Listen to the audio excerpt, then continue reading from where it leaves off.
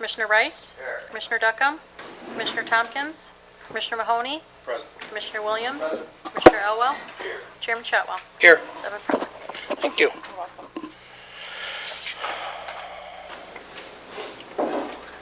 First opportunity for public comment. You have 3 minutes to address the board. Any public comment?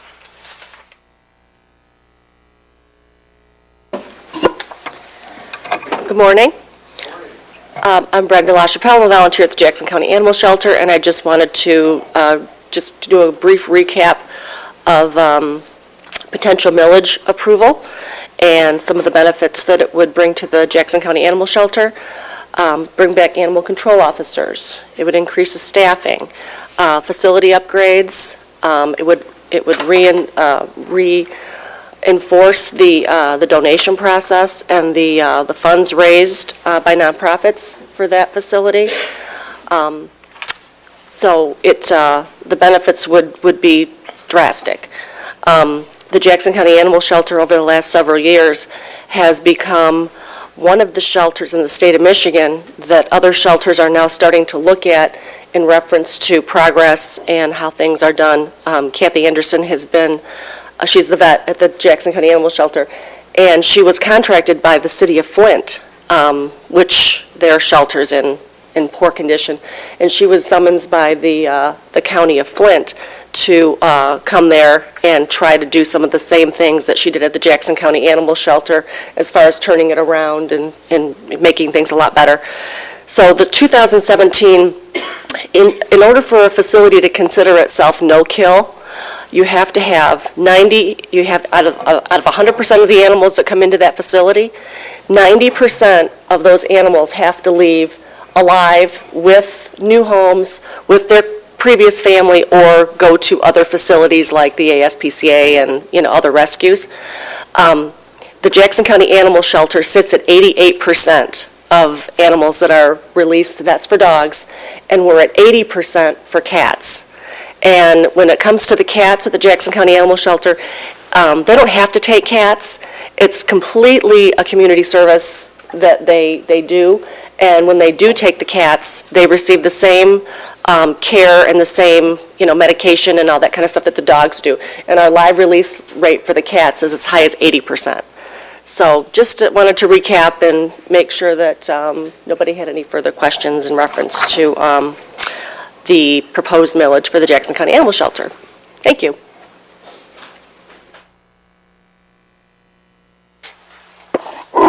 Any other public comment?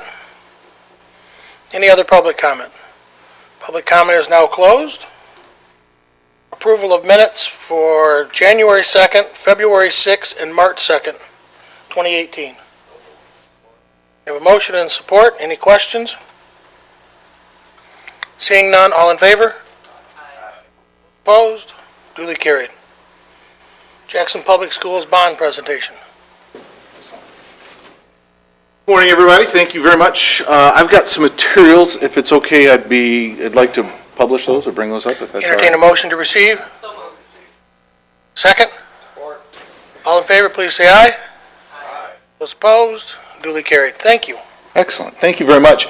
I am going to, I guess, very quickly introduce myself, and then I'm going to give you guys the flyby version of this, and because I know I've spoken in front of many of you before. My name is Jeff Beal. I'm the superintendent for Jackson Public Schools. I've been here since 2014, and I am an alumni of Jackson High School. I graduated in 1989, so coming back home and being able to give back to the district is very important to me.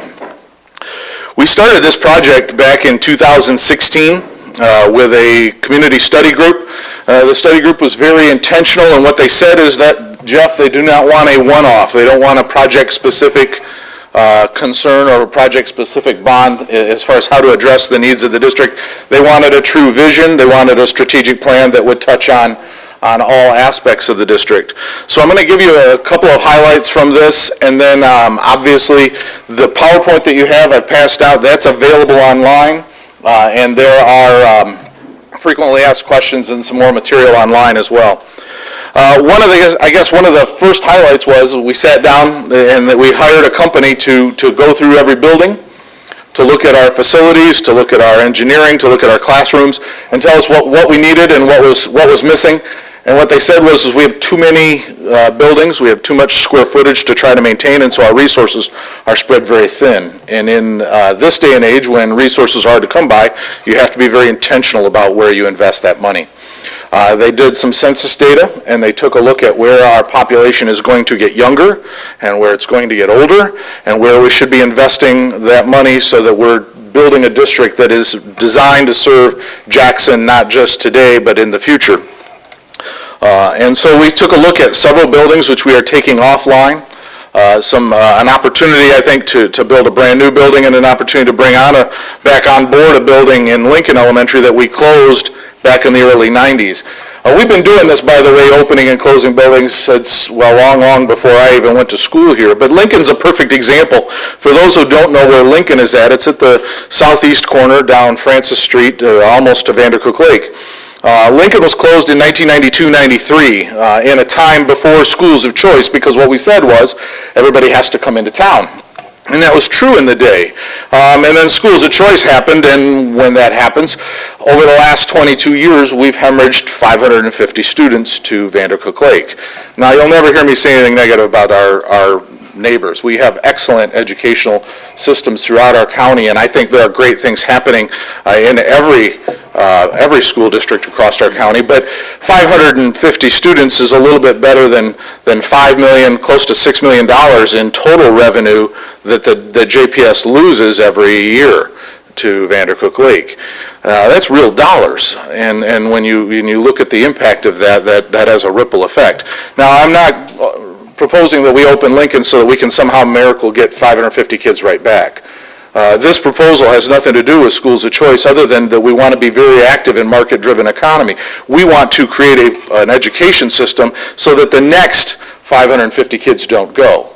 And quite frankly, JPS loses a little over 3,000 students to schools of choice. That's somewhere in the neighborhood of $23 million every year that feeds out county schools. And again, no harm, no foul to them.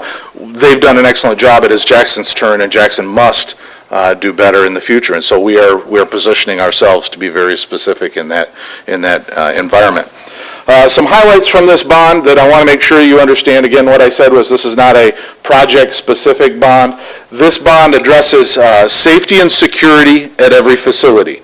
Now, we started this conversation back in 2016, and obviously safety and security means something a little bit different or more meaningful today than it did back then. The hard part of the challenge that we've got is our buildings were built just in a time that didn't conceive of the concerns that we have today. Offices are buried in the middle of the buildings. There's no real way to airlock our facilities. Parkside, which is a tremendous school, was built as a California design, and for those of you who went to Parkside or have children who went to Parkside, you know that children travel between buildings all day long, and so being able to do some significant remodeling there addresses some of those concerns so that students don't have to go outside. It moves the offices inside. In many cases, the tweaks are minor, and we can move an office from the interior to the exterior, but in some cases it requires a little more heavy remodeling. But safety and security is a priority. That was the number one vote getter by our community focus groups. We had about 90 people spend every other Tuesday last summer with us, and so they did a ton of research, dug through the material that was provided, and came up with this proposal. So this is very much a community-driven proposal.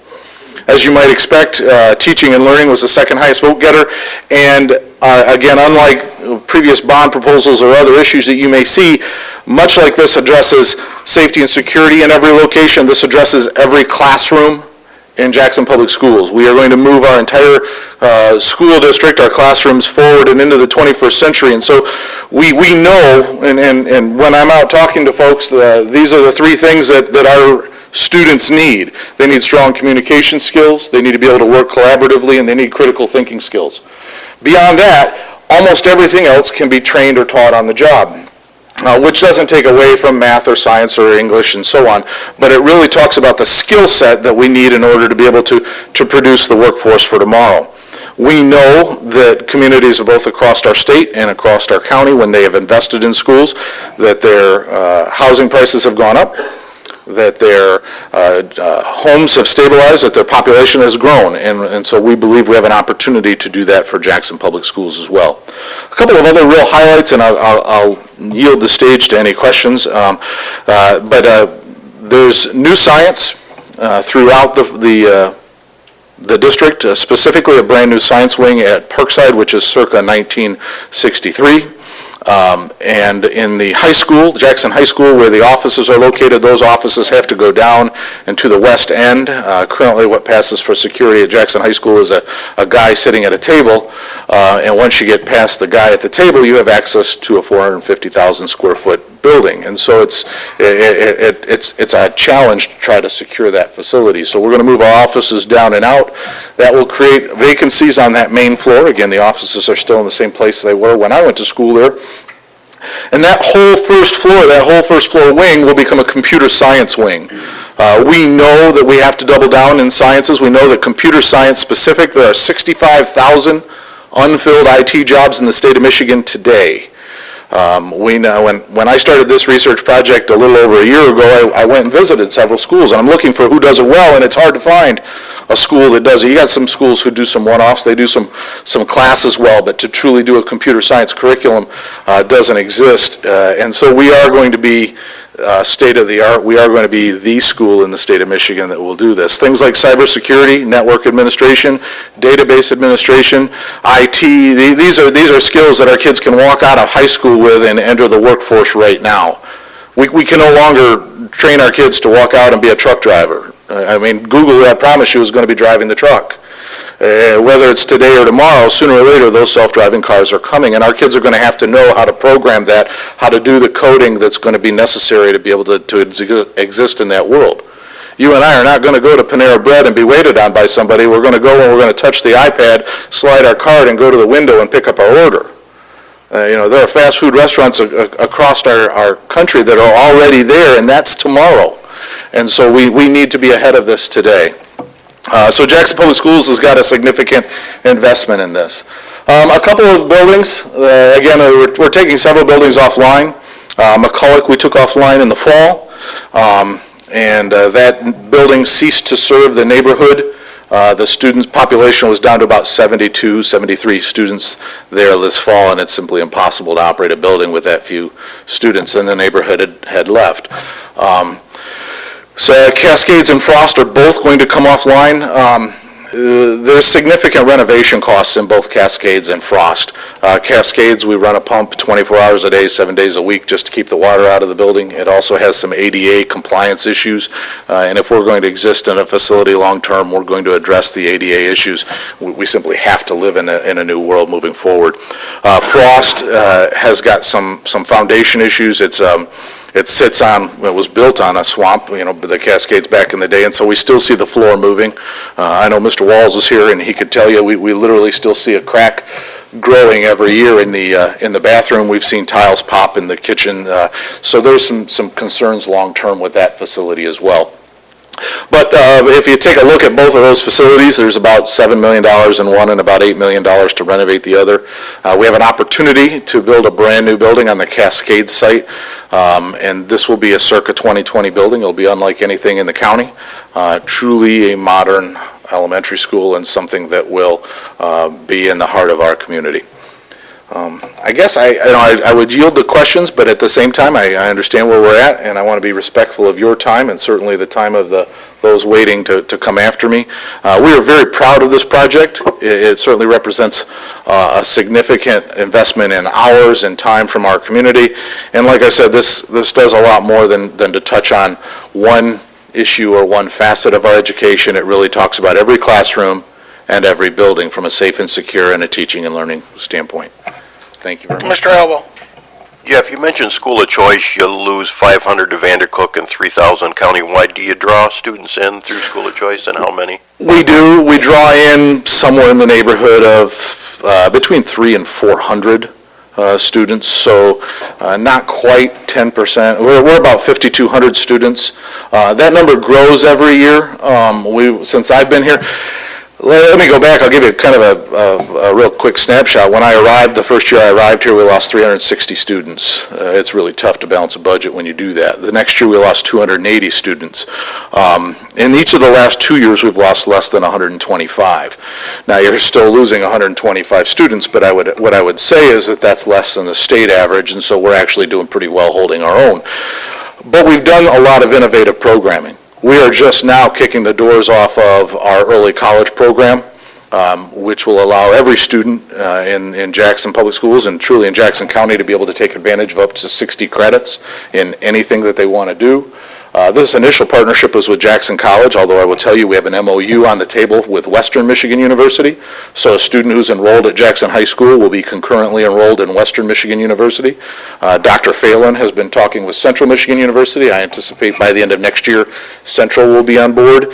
And this changes, this truly transforms and changes the paradigm as we think about what this does for schools of choice or a very market-driven economy.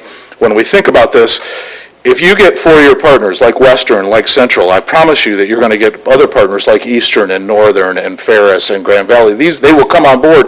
And when they're on board, I promise you that's when Michigan State and Michigan come on board. Because the reality is there are less students in K-12 education today than there were. And the dominoes fall, right? I mean, sooner or later, that means there are going to be less students in post-secondary education. There are about 20,000 students countywide for Jackson County, and those colleges want that market. They are a market-driven economy as well. So yes, we do get some back. We are working very hard, and in the last 4 years, we have reduced the number of students that we're losing every year and increased the number that we're gaining. I anticipate we'll be over 10% in 2 years, schools of choice, which is a good place to be. We would obviously like to be more, but we want to be very cautious as far as how that goes. It's a fluctuating, market that way. Go ahead. Jeff, I think, one thing I think is absolutely important, I think the community recognized from a bit ago, and certainly you're building upon it, and that's how important education is to the vitality of not only the city, but of the county, and both the economic vitality, and of course, as Daniel and I can tell you, working on the Summer 18 Works program, that you're 100% correct in terms of what we need to be training our kids to be thinking about for the future. So all of that is fantastic. A couple of questions, though. I'm looking back at the 2009 millage, and that was for the high school, and we're still paying on that millage. And that was in a November election, and it was a very close millage.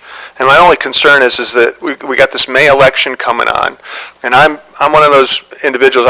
You put it before the voters, and if the voters vote for it, then that's the direction we go. But at the same time, we want it to be as upfront and above board as possible, and not suggesting that it's not, but a May election on a pretty hefty millage when the last millage was really pretty close is a little bit disconcerting. And so that's just one issue, and I've heard about it, I think others have heard about it, but I think that I think you're going to draw some concern from individuals that it was a May election, particularly if it's close, and just something to think about.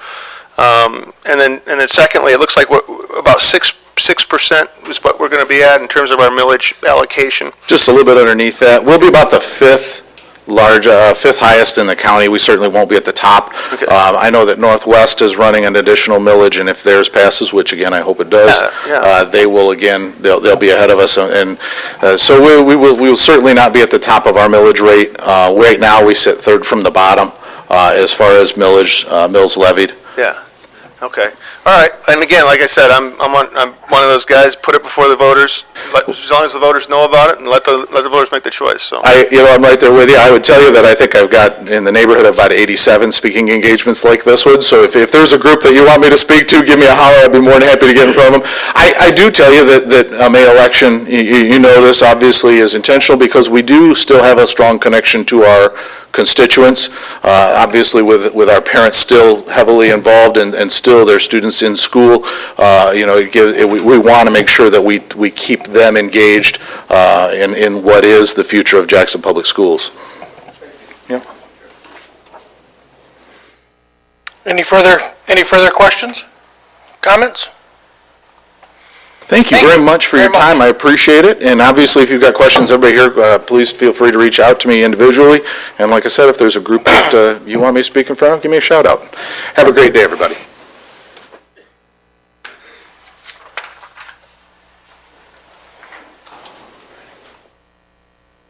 Michael? Next up, we have discussion in regard to the opioid lawsuit potential. Mr. Mark Bernstein and his associate. Good morning, Commissioners. Thank you for your time. Good to see you. I'm joined with my colleague Paul Novak from Whites and Luxembourg. Together, we are representing municipalities across Michigan in the municipal opioid litigation, which is an attempt by municipalities across the state, both counties and cities that we represent, to hold opioid manufacturers and distributors accountable for the costs that taxpayers have borne as a result of the opioid crisis. Currently, we represent almost 40 counties and almost 10 cities, some of the biggest cities in the state, including Detroit, Grand Rapids, Traverse City, and not just in, these are municipalities across the state. Iron Mountain, Escanaba, for example, are clients of ours. This is an epidemic and a cost that has landed across the state, both in populous counties, in rural counties, in the Upper Peninsula and the Lower Peninsula, all across Michigan. We have a presentation, I know that, Mike, we provided an electronic Move to version of it. receive. I don't know if it's up or not, but we have hard copies also. Have a motion and support. All in favor, please say aye. Aye. Those opposed, duly carried. Great. Any other presentation that can be put up? It's on Word doc, I'm not seeing it. Yeah, we're kind of old school. We're just going to just pull a few pages out of it. We're not going to go through the whole thing. Mike, Mr. Chair, if it's possible, I have something else I want to distribute to the commissioners. It's a Yep. Great. Just by way of introduction, and then this was just filed recently. What I just put in front of you is so let me give you an overview of the procedural status of this of the case. Very, very basic from the 30,000-foot level. Hundreds and hundreds of counties and cities have filed claims against a list of defendants, none of whom are based in the state of Michigan, importantly, who are opioid manufacturers and distributors, seeking two things, two basically very broad categories of remedy. The first is injunctive relief. It is a demand that the court, in this case a federal court that is overseeing this litigation, demand that these manufacturers and distributors change the way they do business with respect to the misuse of these drugs, the diversion of these drugs, and the misrepresentation of the addictive qualities of these drugs that we believe has fueled this extraordinary epidemic involving addiction and the costs that counties now face related to it, the taxpayers of counties now face. So there's injunctive relief, which is more related to the conduct and changing the way these businesses do business. The second category is for monetary damages. It's to get money back that's been spent by the county related to this problem. This is really, these damages fall into basically two broad categories. One is public safety, law enforcement-related costs, and the second is essentially public health-related costs, addiction-related services, for example. One of the items that I put in front of you is a statement of interest that was filed by President Trump by Attorney General Jeff Sessions on behalf of the United States of America in this litigation that estimates the cost, the economic cost of the opioid crisis to be over $500 billion. And this was through 2015. This is from the President's Council of Economic Advisors, which was almost 3%, 2.8% of the GDP of the United States related to this epidemic. And that is why the United States government has filed this statement of interest. This is just an important document to indicate that what we're talking about here is not some kind of creative plaintiff's lawyer argument about what is in this case. These are costs and these are claims that across the political spectrum people agree are necessary in order to hold these defendants accountable. I'm going to turn it over to Paul, my colleague from Whites Luxembourg, and one other thing. Our firms have worked together on litigation very similar to this over the last 10, maybe almost 20 years. There is no case that is identical to this in terms of scope and scale and impact on the community. Tobacco is a case that is oftentimes compared to this. That's a case that resulted in roughly 25 years ago, the state of Michigan recovering approximately $3 billion from the tobacco companies for costs related to combating cancer caused by that industry. That money, only $2 billion, was recovered for a variety of different reasons, but it never really got its way down to counties or other municipalities. It stayed at the state level. And that's one reason we believe it's very important for municipalities to proceed with this case independent of any action that is occurring, and why that's the decision that dozens of municipalities that we represent and hundreds across the country have pursued. So I'm going to turn it over to Paul, my colleague. We want to be obviously sensitive to your time, but talk about a little bit about the facts on the ground as we understand them in Jackson, and how we would suggest proceeding together if possible. So Paul, I'll turn it over to you. Thanks. My name's Paul Novak. I'm with Whites & Luxembourg. We're a national law firm based in Manhattan. I run the firm's Detroit office. And prior to Whites & Lux, I spent years in the Michigan Attorney General's office, participating in cases similar to this one against different national pharmaceutical manufacturers, in some instances on behalf just of the Michigan Attorney General and the state of Michigan, and in other instances coordinating that type of litigation for all 50 state attorneys general. The opioid epidemic, I'm sure, confident everyone here has heard a number of statistics about nationally. On an annual basis, we lose as many or more people to opioids than were lost in the entire Vietnam War.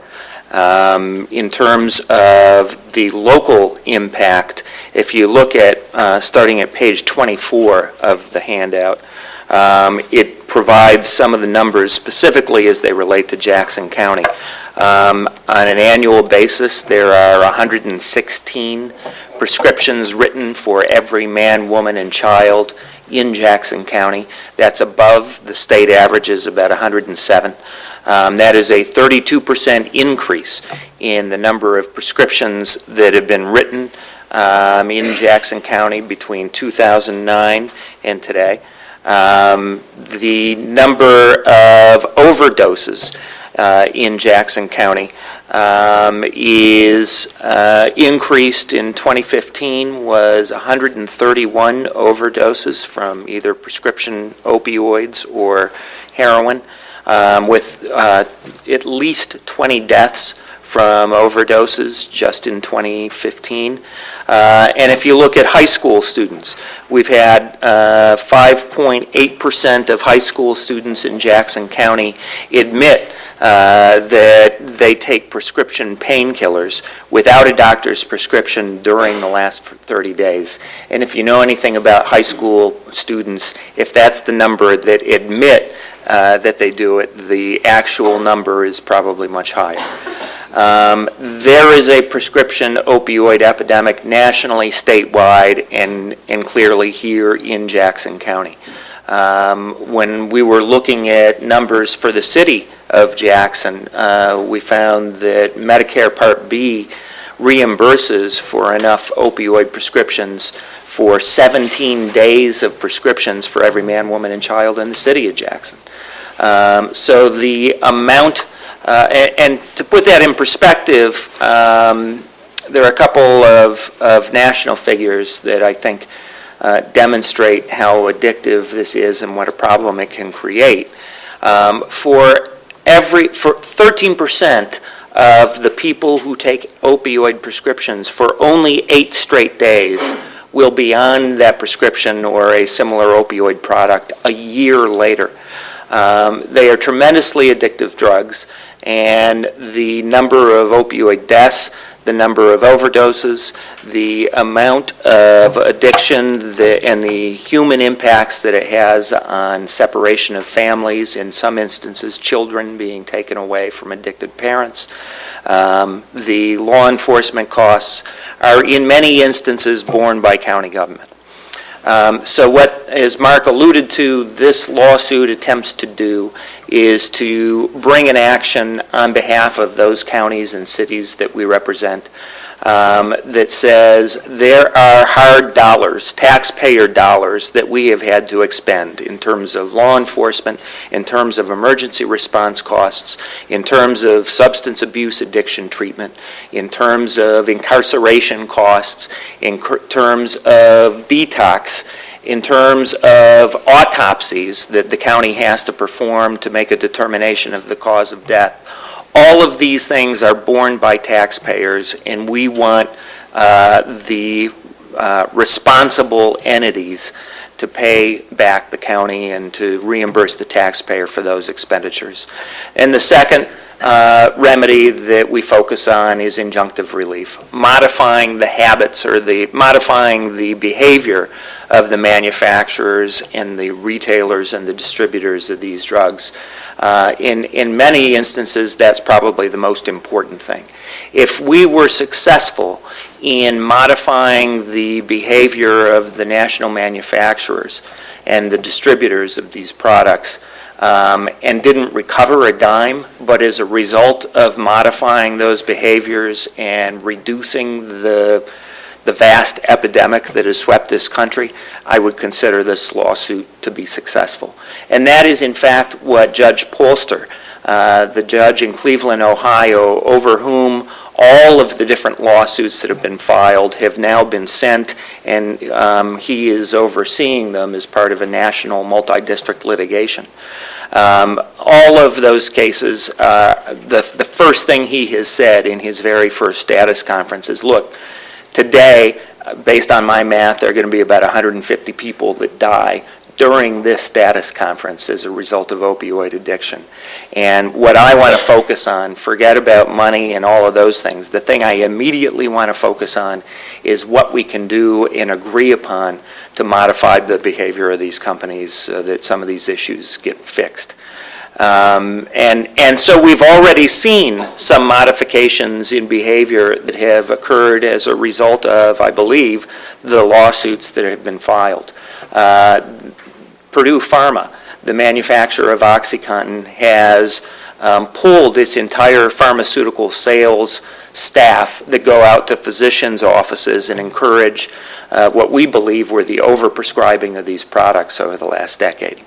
The American Dental Association has modified its prescribing recommendations to suggest that opioids are never or close to never the most appropriate thing to prescribe in a dentist office after an oral surgery.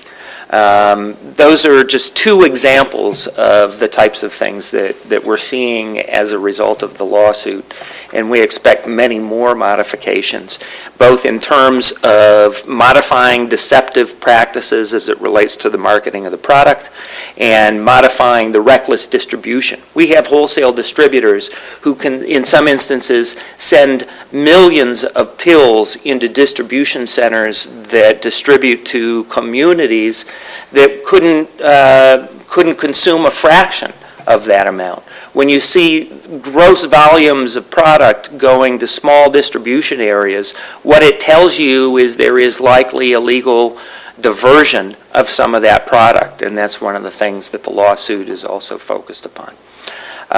So that is, in broad thumbnail sketch, the basis of the lawsuit and what it focuses on. Let me say a couple of other things very briefly.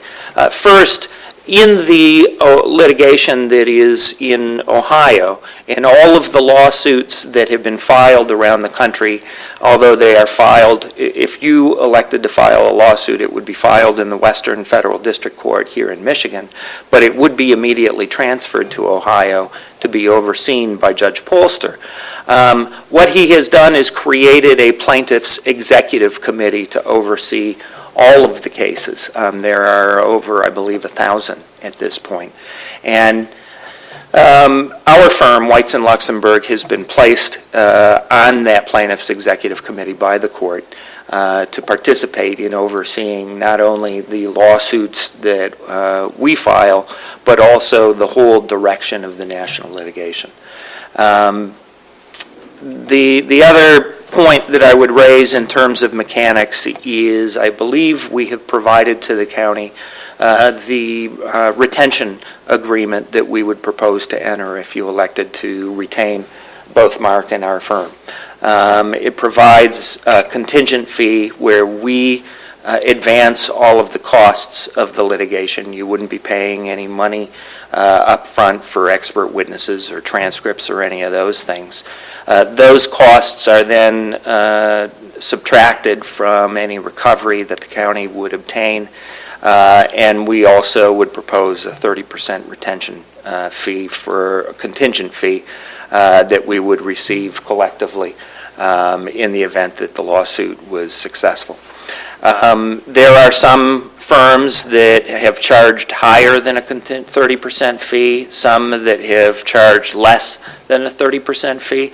But what I would suggest to you is that when you are evaluating different fees, also keep in mind that the costs associated with a lawsuit, the expert witness and those types of things that would be subtracted from a recovery at the end of the day, we will have the ability to spread those costs among a number of clients. If we have particular epidemiologists or economists or law enforcement or FDA experts, for example, those are expert witnesses that we would be able to retain not only on Jackson County's behalf, but also on the behalf of the other 40 counties here in Michigan that have already retained us, and a number of the cities as well, so that when their costs are being paid for out of these different pieces of litigation, we're able to spread that over a pretty wide base of clients, which makes it much more cost-effective and less money at the end of the day out of the county's pocket if we're successful. I'll conclude my remarks with that. If there are any questions, I'd be happy to answer them.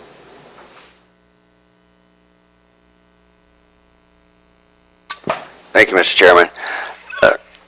First of all, I certainly have no problem with going after the pharmaceutical companies as being part of the problem with the epidemic that we have, not only in Jackson County, but in this state, country. But there have been some commissioners here who have mentioned that the healthcare professionals, the ones that can write prescriptions, whether it be a general practitioner, whether it be a PA, MP, as you mentioned earlier, a dentist, what have you. Some of the conversation has been these opioids would not be out there if these doctors hadn't wrote the prescriptions. So hypothetically speaking, a pharmaceutical company could have 1,000 of them sitting somewhere, but if a doctor didn't write a prescription for it, they would just sit there. And that was some of the discussion in terms of really going after the real problem here. Thoughts on that?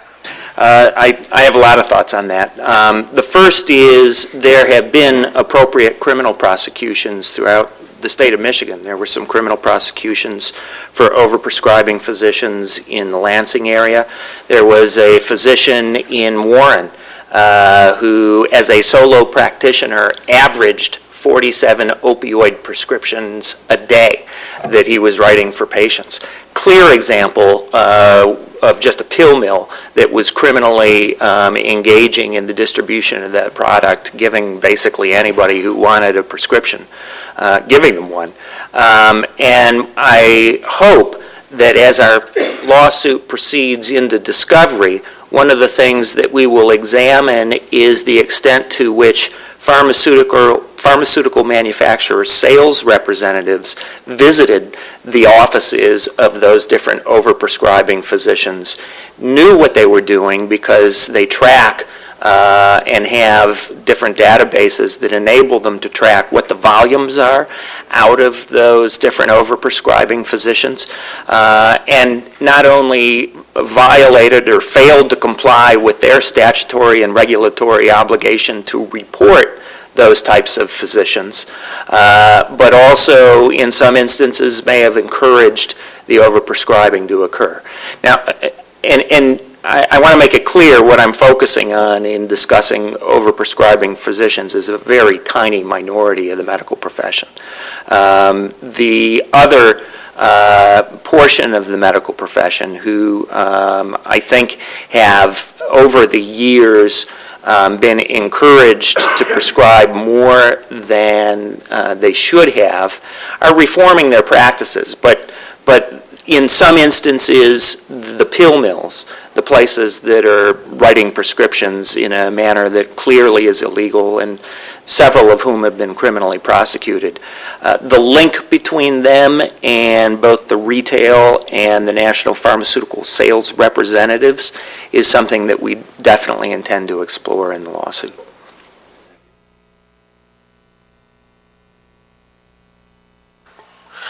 What are the programs or the solutions you have to have the pharmaceutical companies change their ways? You just mentioned it, but you got any examples? Yeah, I'll list a couple of examples. One is we've seen over the years. Let me step back. A number of years ago, Purdue Pharma pled guilty to criminal charges filed by the FDA on misbranding, mislabeling their drugs in terms of some of the particular uses for OxyContin. And after that occurred, what we saw is a shift of the manufacturers. Some of the marketing statements that they were making with respect to prescribing conduct and other things, they no longer would make directly as part of the things that were included in the labeling of their product in terms of what was and what was not an appropriate use.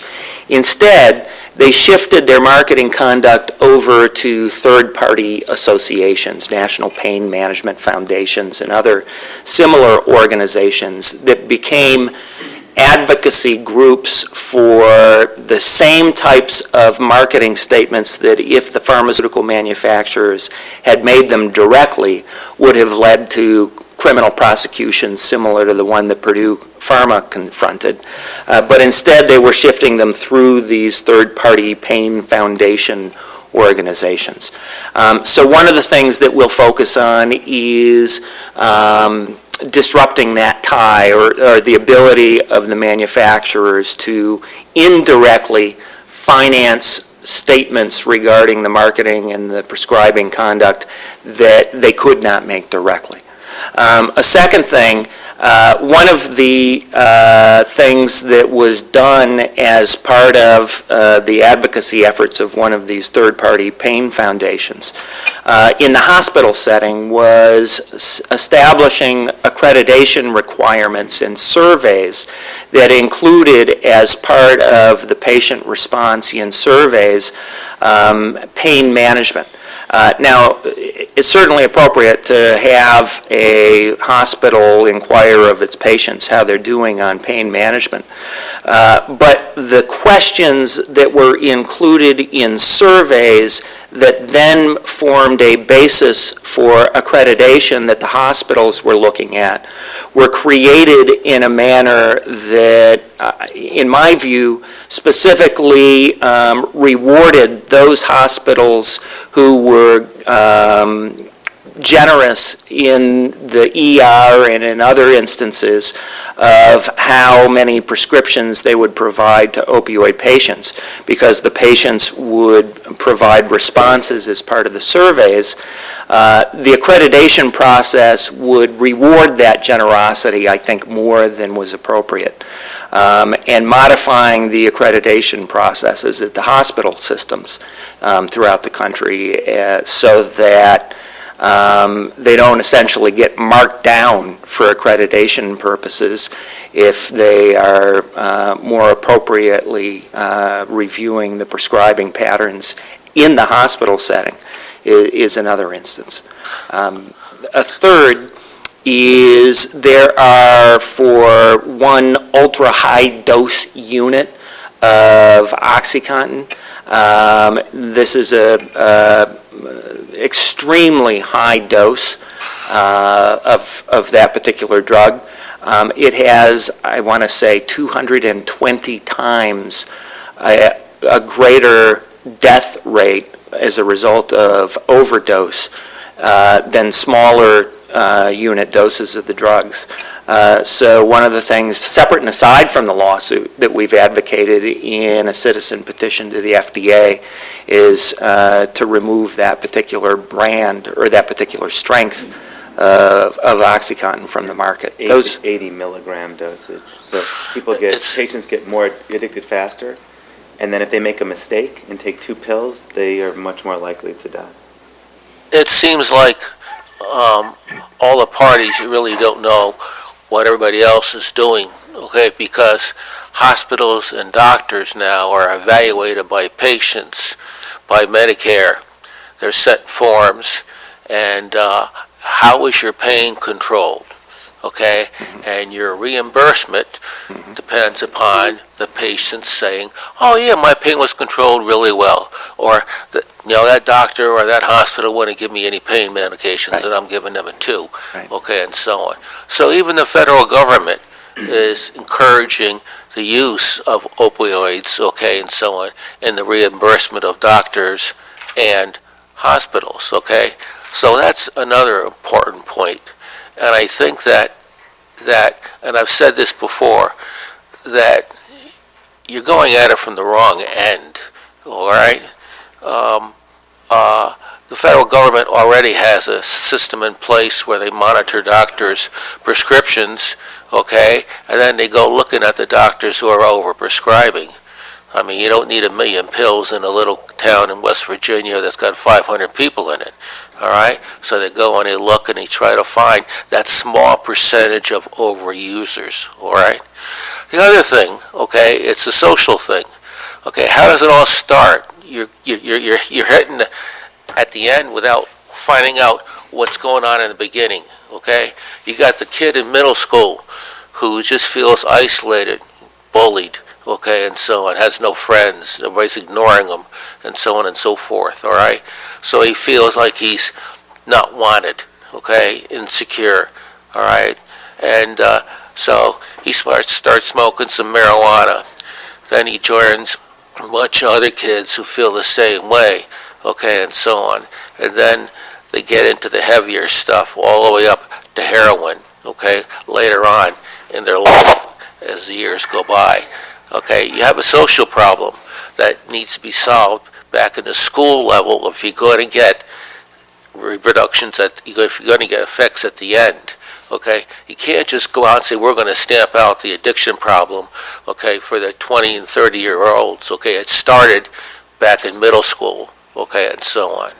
And I don't understand why people don't realize that, okay, instead of you're going after the big bucks, okay, to try to solve the problem, okay, I think you're looking at it from the wrong end. The observation you made about the national database that already tracks the pills, on March 7th, Judge Polster issued an order that will enable us to actually obtain some of the data from the ARCOS database. That's the one that you referred to that tracks the actual number of pills as they are distributed throughout the entire chain. we will be limited with some some confidentiality restrictions in what we can do with that data, but it will be tremendously helpful for purposes of looking at the distributional issues. And the court has required representatives of the FDA, the DEA, and the Department of Justice to come in, make presentations, and as he said in his introductory status conference, I'd be happy to send you the transcript from it, because I think in many respects, the observations that you made are similar to the observations that the judge made. He basically called out the federal government in terms of its failure to have adequately addressed this, and said, look, this shouldn't be coming to a federal judge sitting in Cleveland. This is a problem that should have been resolved or attacked much more effectively at the federal level, both through Congress and through these various regulatory agencies. But the fact of the matter is it hasn't, and the judge speaking said, if it sits here, I'm going to attempt to do something about it. And another question. I've been in practice for 35 years, and I haven't had a detailing person come to my office in the last 15 years. Okay, that's number one. Yeah. Number two, I don't use Oxycontin, okay, and so on. Yeah. But I hope that next time you break your femur or your hip or your ankle, okay, that some doctor's kind enough to give you some pain medication. Well, we hope so too. These are drugs, and we're not arguing against the efficacy of these medicines. They're very powerful, they're necessary, but they're highly addictive, as you know. And so when you have the manufacturers of these drugs minimizing the addictive qualities in their representations to the downstream, right, they should be used in very particular circumstances, under the direct care of a medical professional, in palliative care, and in certain oncological circumstances. That's really it. Not a 30-day supply after a root canal or a soft tissue back pain treatment at a chiropractor. That just shouldn't be happening. Oh, I agree. Right. And so, and That's we, what you should be going after. well, and we are.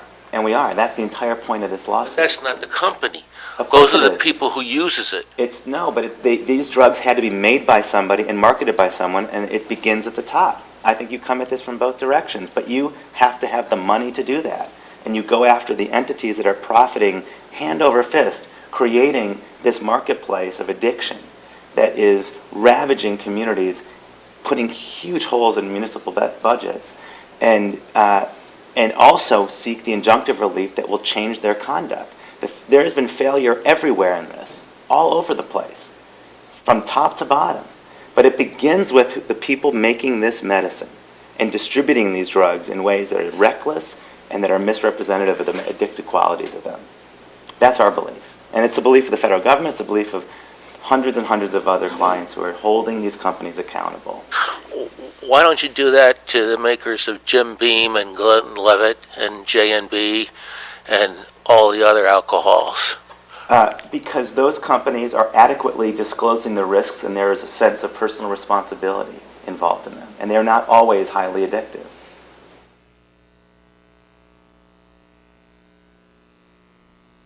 Thank you. Any other questions? Thank you. Thank you. Mr. Overton? Next up, we have an I-94 presentation, MDOT. I believe Steve and his guests. Good morning, everybody. There have been a number of articles over the past month in the MLive regarding the I-94 project that's going to start this summer. And so to give you an update, and so if any constituents ask you about what the plans are starting in midsummer and proceeding through the year 2021, I asked Sam Sorensen from the MDOT Jackson Transportation Service Center office to come today. He's going to give you a brief PowerPoint on the projects that are programmed through MDOT for the next 5 years, and answer any questions you may have on the project. And this is the Grand River Bridge, Cooper Street, and Elm Street, correct? No. Only that section? Well, what they're going to start this June is the bridge, the Grand River Bridge, and the Cooper Street interchange. It'll progress accordingly, and Sam will go over that for you, okay? Okay. Are we going to go to the presentation? That was my intent, yes, sir.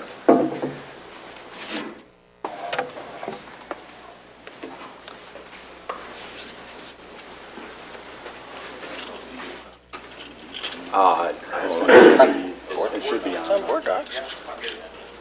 While it gets loaded up, thank you for inviting me here today. First off, I am a resident of Jackson County, so I'm excited for this project from a professional and a personal standpoint.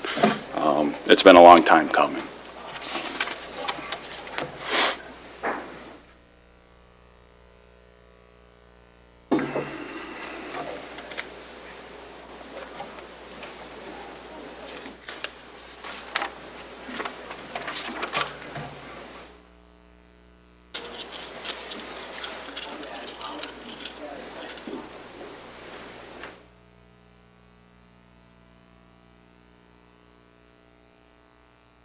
While we're waiting for this to get going, this project initially started back in the year 2000.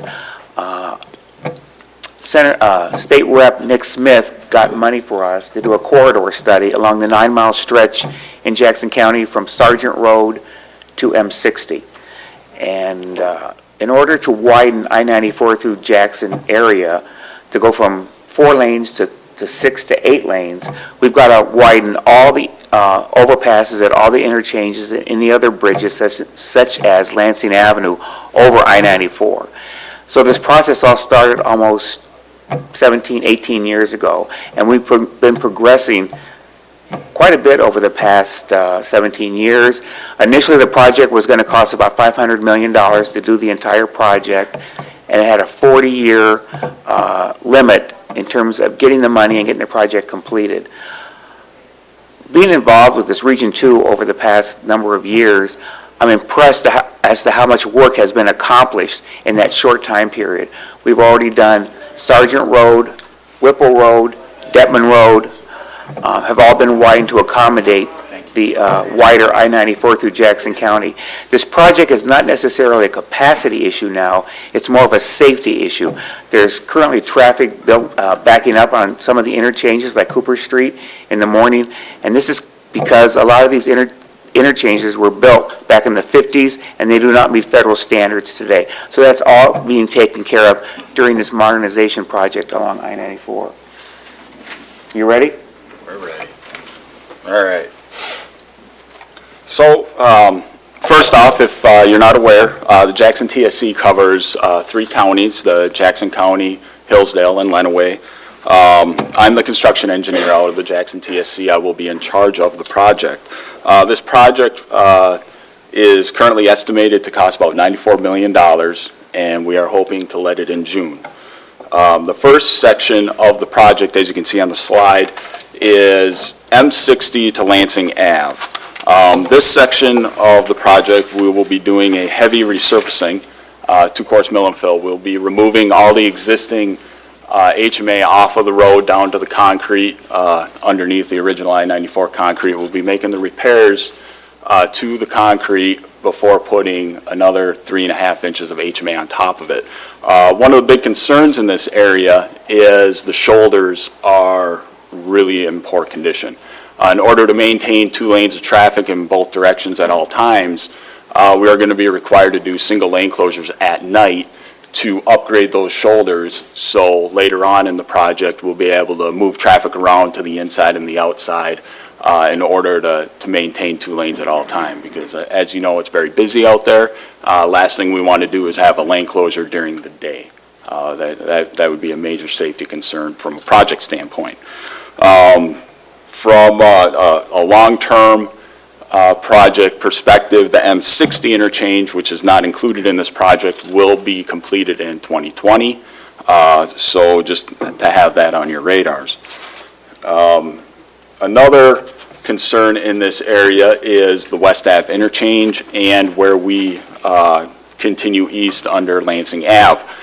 This slide kind of represents what we're anticipating the traffic to look like under the Lansing Ave Bridge. If you've ever driven under there, it's really tight, there's no shoulders, and we have a very tight configuration to maintain traffic.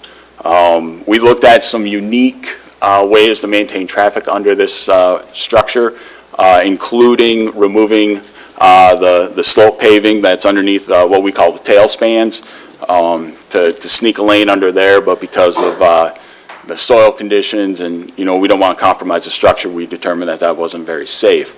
Another concern or challenge, if you want to call it, in this area is maintaining that southbound 127 to eastbound I-94 movement while improving I-94. To accommodate that, we are going to close that ramp, both loop ramps at that interchange for 60 days. That means the southbound to eastbound and northbound to westbound. The southbound to eastbound movement's about 10,000 cars a day. That detour is going to utilize, or that traffic's going to utilize Parnell Road interchange, go down to Cooper, and then head south on Cooper back to 94 for approximately 60 days this fall. Excuse me. That detour is going to also be used later on in the year for when we close Cooper. We will be improving Parnell Road from 127 to Cooper when the project is completed, because we realize that the road is going to take some hits. Did you have a question? I do, if the chair doesn't mind questions along the way. Yeah, no, go ahead. Sam, Blackman Township is my district, and it's a fairly good stretch of that. And I had mentioned before, one of my concerns is the detour patterns and paths, and if the local roads were up to that. And one of my concerns is Andrew Street. And I'm sure you know where that is, where Bob Evans is, and I think you're going to find a lot of traffic during the rerouting is using Andrew Street, and that thing is in terrible shape. Are there any plans to do anything with Andrew Street before or after any of this? And I think that biggest impact on it may be when Cooper Street is taken out. No, there is not at this time. We are signing our detours to use Parnell Road. I live in your district. I live just off of Parnell Road, and I am well aware of the challenges that people are going to be presented, drivers are going to be presented, and I take my own way when I go places. I anticipate folks will find their own way also. I agree. And I could see where folks may end up using alternate routes that are more efficient for them. But at this time, we don't have any accommodation. Okay, just for what it's worth, that continues to be a concern of mine, Andrew Street, so thank you. Yep.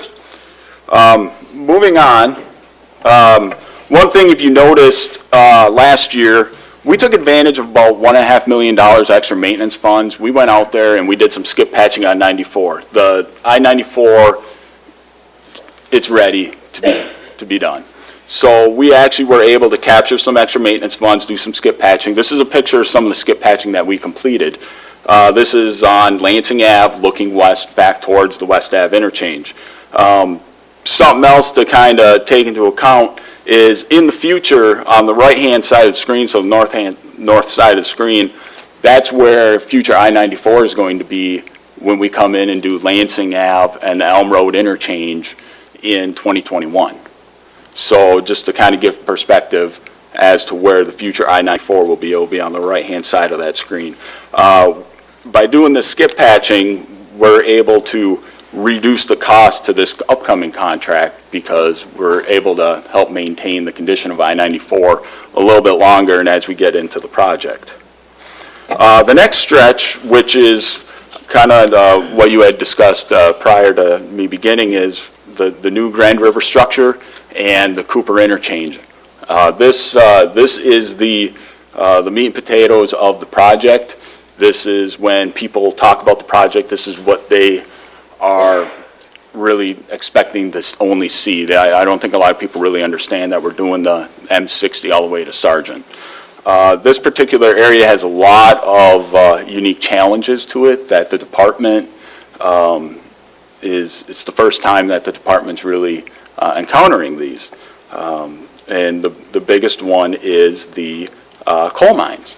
So we have some unique and things to Michigan that we're going to do to help accommodate and mitigate the coal mine, along with helping get traffic maintained through here during the project and have a long-term fix. So now, this is from Lansing Ave looking east, and you're looking over the existing I-94 structure over the Grand River. Now, something to take note of here is, our project is going to shift I-94 to the right of this screen, so now we're shifting it to the south here. And we're basically doubling the footprint of I-94 in this area. The existing Grand River Bridge is going to be removed. It's going to be replaced ultimately with 2 new structures. Each structure is going to be 70 feet wide by 700 feet long. So now you've got a total of 140 foot wide section of roadway where you only have probably like 60, 70 feet worth of roadway now. One of the big challenges we have here is when you look at this picture. This is the existing Grand River Bridge. When you drive over the Grand River Bridge, I think we have more patching than we do actual bridge deck out there. It is time to get this bridge demoed and replaced.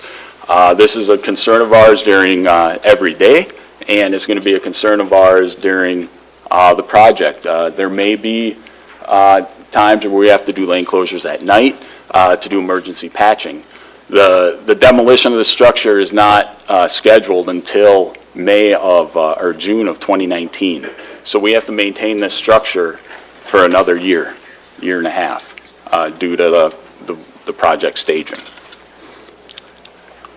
The last section of the project is the Elm Road to Sargent. This one is similar to the first stretch where from M60 to Lansing, where we're going to remove all the pavement, we're going to fix the underlying concrete, and we're going to put the pavement back. We're going to replace the median guardrail with a new barrier wall to make it a more uniform section through there, a safer section. We're going to improve drainage out there. And overall, generally speaking, from a construction standpoint, this is the easy section, if you want to call it. This is the one that gives us the least amount of concerns. We've got wide shoulders, as you can see here, looking west towards the Detman Road from the 127 South interchange. We have wide shoulders, a lot of room for traffic. We'll do some upgrades, but you'll never see a single lane closure during the daytime. Sam? Yes, sir. I travel in that section obviously every day, and that section from northbound 127 South onto westbound 94 at 5 in the afternoon is just terrible. Trying to transition is just a funnel. I'd be curious to see how you deal with that and how that ends up in the end, but it's the short merge lane there coming onto westbound, and I see it every day, especially between 4 and 5 o'clock typically. Yeah, and I believe that we're going to do some improvements with this project. However, when we come in and do the Elm Road interchange, that's when you're going to see the full extension of that lane, where we're really going to eliminate that challenge where you see that. I know exactly what you're talking about when I get caught in it every now and then too. Nope. Yeah, but we will be improving some of the acceleration, deceleration lanes with this project, which should help mitigate a lot of those backups and the traffic congestion. So the anticipated timeline, as I said before, we're shooting for a June letting, which should allow us to start working in mid-July this year. You're going to see a lot of work at night, 24 hours a day basically. In order for the project to meet our very tight deadlines, they have to get all the work in the West Ave interchange area completed this year, so then they can move traffic around and really meet the bridge construction schedule of both Cooper and the Grand River structure. Go ahead. When you talk about West Avenue, Yes, sir. you're talking about just a short-term patch, not a complete rebuild of that interchange, correct? Yeah, so from West Ave, from that structure to Lansing Ave, because of the new Lansing Ave bridge coming in a few years, we're not going to do a really heavy fix in that area to save money, because we know we're going to be coming in and ripping all that out in 2021.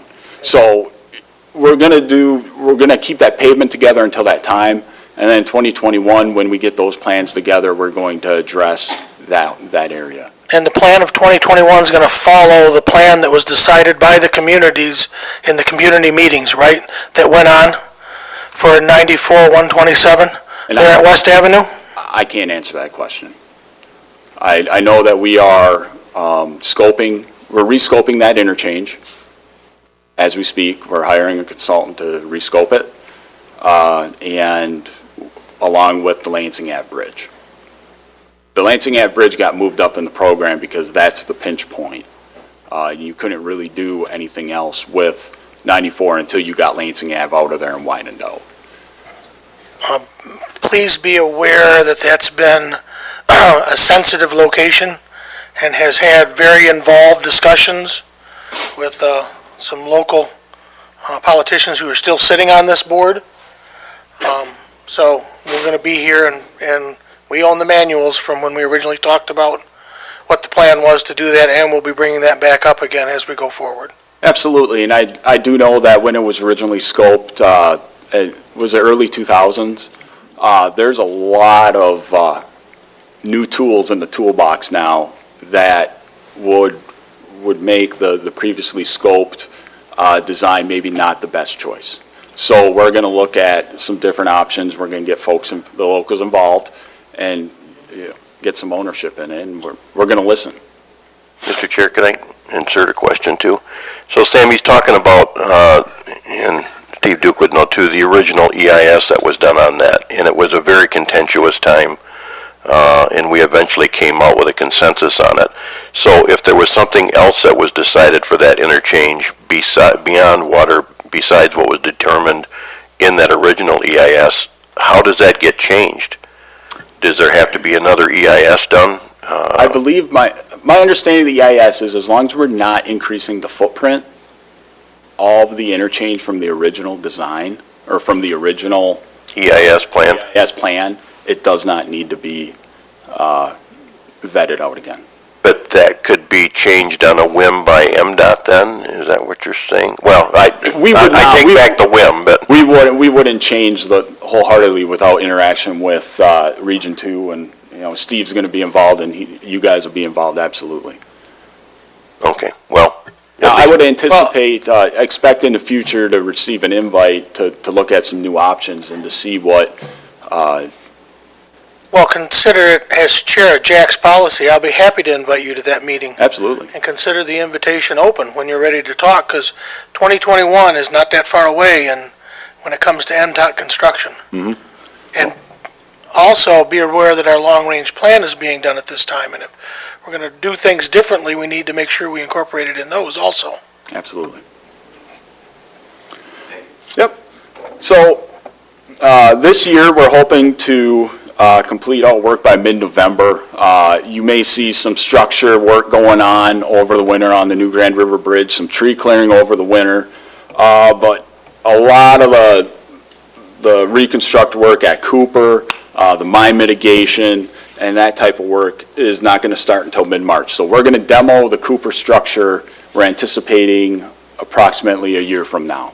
It doesn't make sense to demo the Cooper structure right out of the gate because of the staging of the contract, you're not going to be able to do a lot of the work there. So why detour traffic for a year and a half when you only have to detour them for 8 months?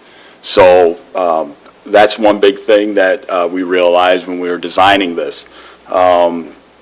Something else, we put a milestone, we put some incentive on the project to get the traffic shifted onto the new eastbound structure by the end of May. If they're able to get that done by the middle of May, they'll be able to achieve an incentive. And the reason that we did that is we want to keep the contractor moving.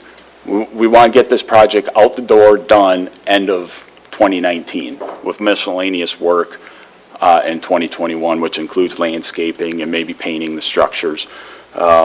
So that's why we did that. That's kind of, put that carrot out there, keep them moving, and the sooner we get in and out of here, the better for everybody. Again, Cooper, we're anticipating it's going to be closed from March to October, and that one's going to be contingent on getting the eastbound and westbound pavement I-94 completed, along with the mine mitigation and some other stuff I'm going to talk about here coming up. So, I've been talking about the mine mitigation. This is a map of what is under I-94 at the Cooper interchange. Some of you may have already seen this from previous presentations. The pink that you see out there on the I-94, that's what we call continuously reinforced concrete pavement. The department hasn't used this since the 70s, and the reason we hadn't used it is because we didn't have very good luck with it back in the 70s. However, as times have moved on, they've come up with new construction practices, new designs. Illinois uses it a lot on their tollways. Texas uses it a lot, so we have a lot better comfort level for it. The reason we're doing that is because of the mines, one of the things we're concerned about is a subsidence, if there's settlement of that mine in the future. The continuously reinforced pavement, which you'll see a picture of in a couple slides, will basically act as a bridge over that until we are able to come in and fill that void in. We're going to have long-term monitoring of this area to ensure that if there is settlement, we'll catch it before it becomes an issue, and we'll get in there and take care of it. The green area is the actual, where we're going to grout the existing mine voids. We're going to go in, we're going to make a giant bathtub, we're going to fill it in with some mortar, and we're going to ensure that when we build that new Cooper structure, there will be no settlement underneath that because it's going to be solid. This is a picture of our mine mitigation plan. The outside ring is basically we're going to put in some really, really thick concrete mortar to fill in, create a wall, and then we're going to work from the outside in with some looser concrete all the way up to the middle where it's basically a really watery type mix to fill in all the voids. And we believe that working with our consultants that we hired from Pennsylvania, where they deal with this a lot, that this will address all future concerns of settlement under the Cooper Street structure. Sam, that diagram is Cooper Street running left to right. Yep. So the highway running east and west, up and down, correct? Yes, sir. Kind of hard to see now, but. Yeah. Yeah, what happened there? You didn't do that, did you? I touched the mouse. I'm kidding. So the heavier footprint there of what you're doing would be would that be the north on Cooper or the south? So, I believe north is to the right. Yes, it is. There it is. Okay, so that would be further to the south is the heavier work. Then, So, like. with north to the right, and are you able to see? Okay. Can you see my mouse? We've got it on our iPad, Okay. so. Out here on the outer rim, that's where we're going to put in the really thick, we call it low mobility grout. That's going to create a curtain wall. That's the edge of the bathtub. And then we're going to work inwards towards the structure with what we call medium mobility grout. It's a little bit more thinner. It'll fill the voids a little bit better.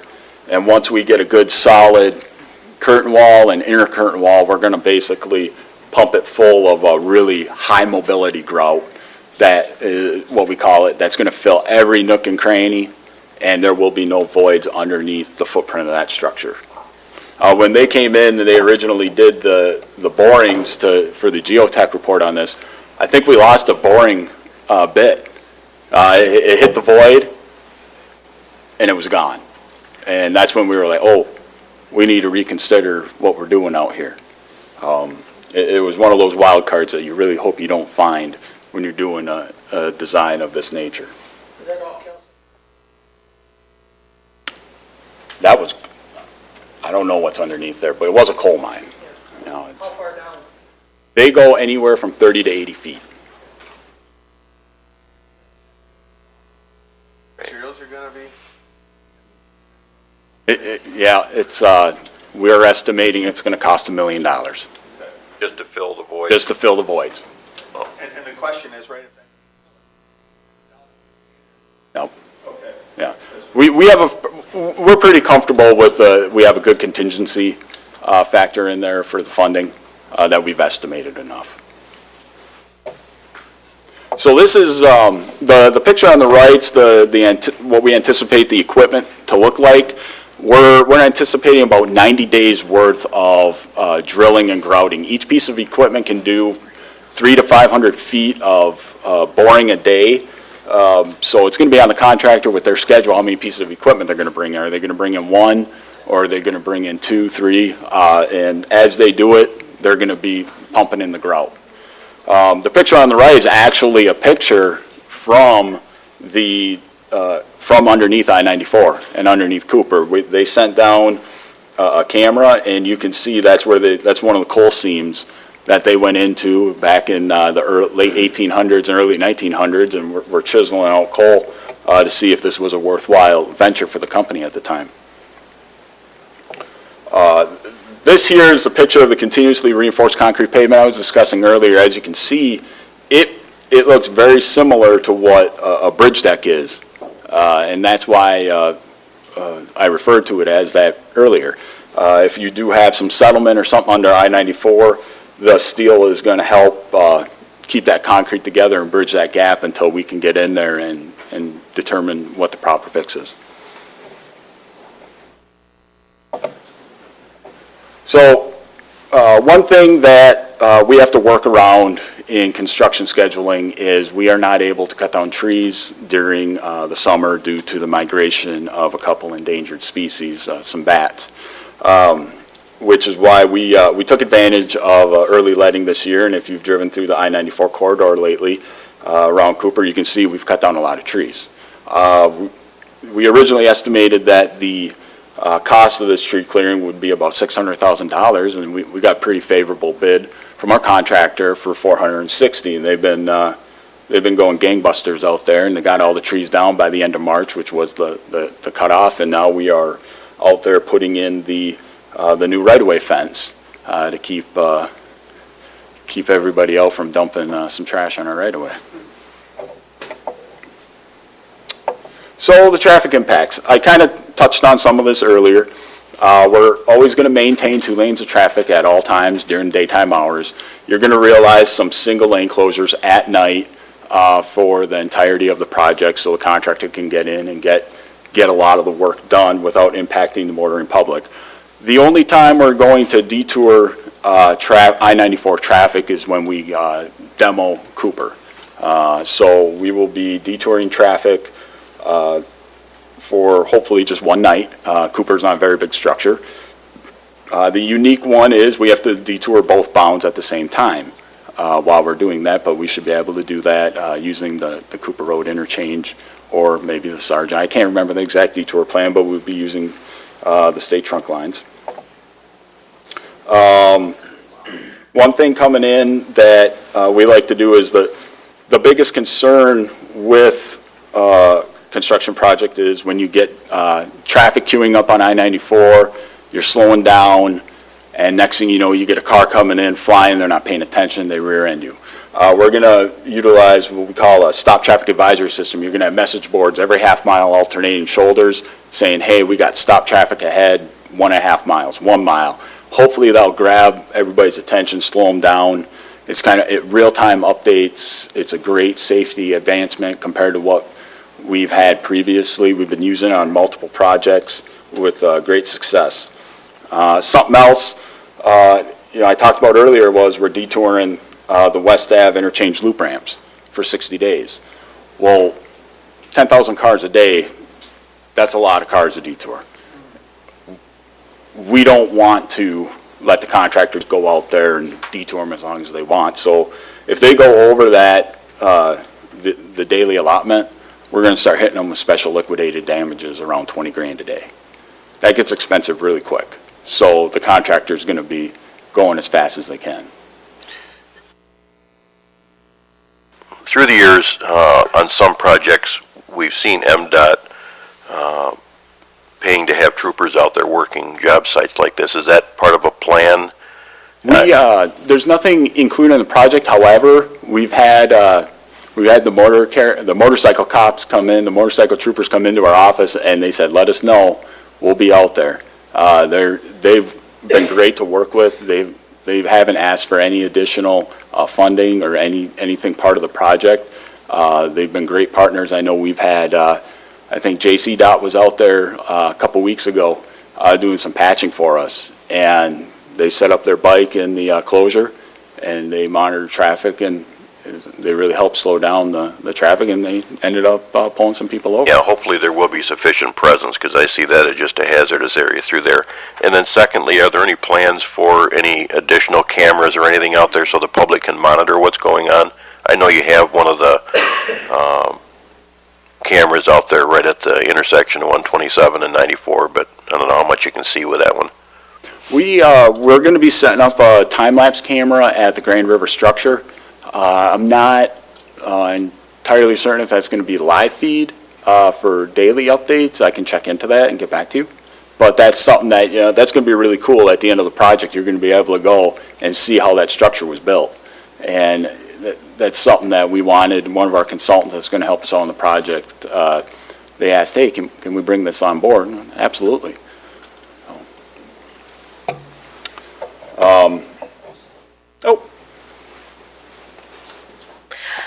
Okay, I know you said it once already, but when Cooper Street is closed, it's going to be closed during the fair, so we're going to have stock trailers all over. Granted, it's only a couple days, it's only for a week, but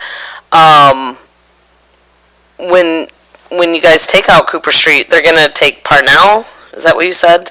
They're going to be rerouted through Parnell to where? Explain that again. That detour is Elm Road, 127 to Cooper. That's going to be the detour. So if you're coming south on Cooper from Stockbridge, you're going to turn right onto Parnell.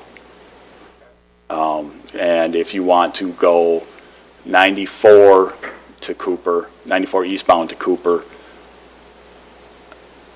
you will, it depends, the detour changes based on where 94 is in the project. Yeah. Because once we get traffic shifted, once eastbound's constructed, the eastbound ramps will be open. So So like, if you're coming from Grass Lake from 94, you'd take maybe yeah, you'll do 127 south to Michigan, I was going to Sergeant call it Road. Ann Arbor Road. Is that what it is? Yeah. Okay, got it. And just come down Michigan, basically. But if you're coming from the west during the fair, that's going to be, the new Cooper ramps will be open for eastbound traffic to southbound Cooper to get you to the fairgrounds.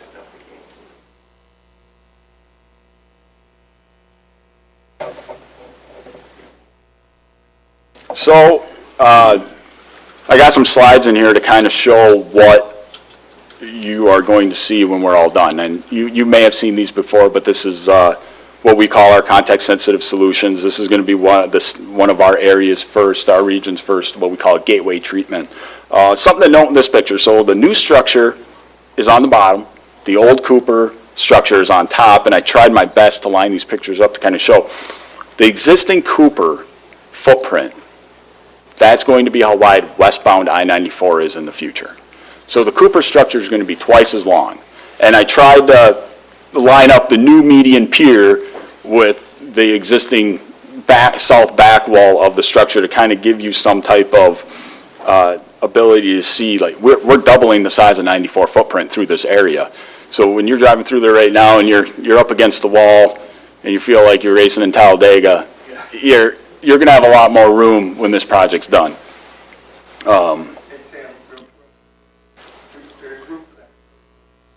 Absolutely, absolutely. And I'll show you another picture here in a second.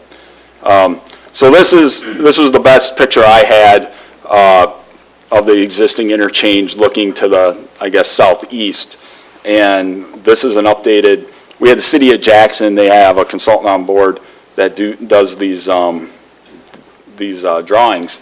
And here you can kind of see you got the 3 lanes each direction. You got the city of Jackson's participating with the gateway treatment. They're putting the city of Jackson name on the bridge, which can be found in the lower right here. And then in another picture, you'll see it.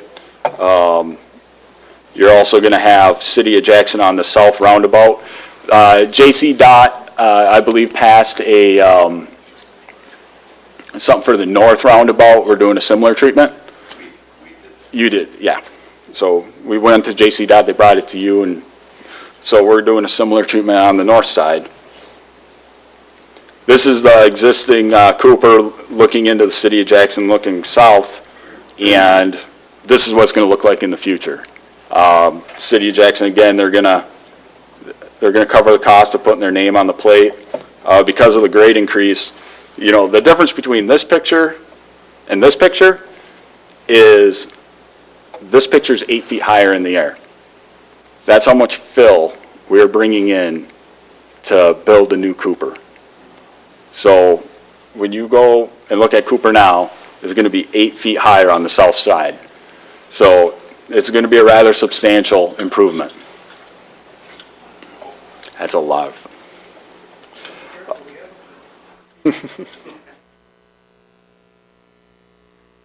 I don't know if you've seen that pile of rubble off of Lansing Ave across from the crematorium, and which, as part of this project, speaking of the crematorium, we actually purchased that, and they built a new one down by our region office on West Michigan Ave. The crematorium is actually going to be the field office for this project. We're going to utilize that before we have to demo it for the future Lansing Ave. So we kind of trying to reduce the cost, and because we have so many people coming in, we're not able to use our TSC as the office, and instead of paying the contractor to supply us a new office, why don't we take advantage of a building we own? You know, we kicked around using the old county building at the end of Blackstone, and we decided that the crematorium was a better option for us. Yeah. Those will be coming down here, 2 of the 3 will be coming down here shortly, I believe. So what we've been doing to reach out to the community, I remember when I went to TSC in 2013, we had a public meeting at Blackman Township Hall. It seems like this project's been going on for quite some time. We got a project website. There's a YouTube video online. I'm sure you've probably seen. We've had open houses, and we are actually sitting down here in the next week or 2 to figure out what we need to do to get the public engaged and get everybody engaged and ramped up to know what's coming down the pipeline here. And then lastly, I know our region designers and our TSC managers and Paul Edgebar, region engineer, we have our corridor alignment review team along with the Region 2 Planning Commission that, you know, we're trying to keep everybody engaged in this and give them real-time updates on what's happening, what's coming down the pipeline. And with that, what questions do you have? And one more on traffic, not to belabor the point and not to get too far into the weeds, but so during the time when Cooper Street is gone and you can't get off there, we talked just for a minute about which way you would come in. You'd get off at Sargent Road and come in through Michigan Ave, but I think most people that know the area, if they were, for instance, going to go to the fairgrounds and they were coming in eastbound, they'd probably go to Elm, get off, go down to Ganson Street and come into the fairgrounds. Are there any plans that you know of to restrict traffic in any way by the city or anybody else on any of those routes beyond what it is now? Okay, thank you.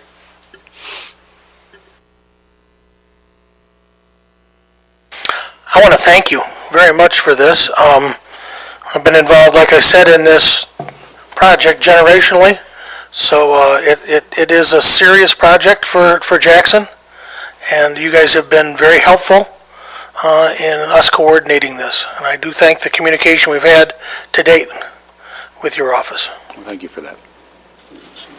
And if anybody I'm going to hang out if you have more questions or anything after the meeting.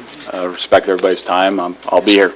Just one, when you tear the building down on Lansing Avenue, there's some people that would like to witness the demo of that property. If they could stand, the Blackstone building.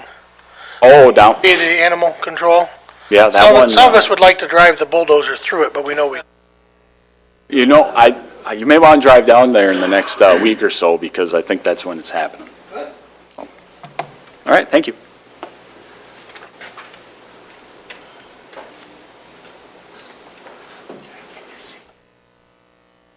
Next up, we have Jeff Bovard, Parks Director, is going to give us a presentation on the proposed millage request for the park system.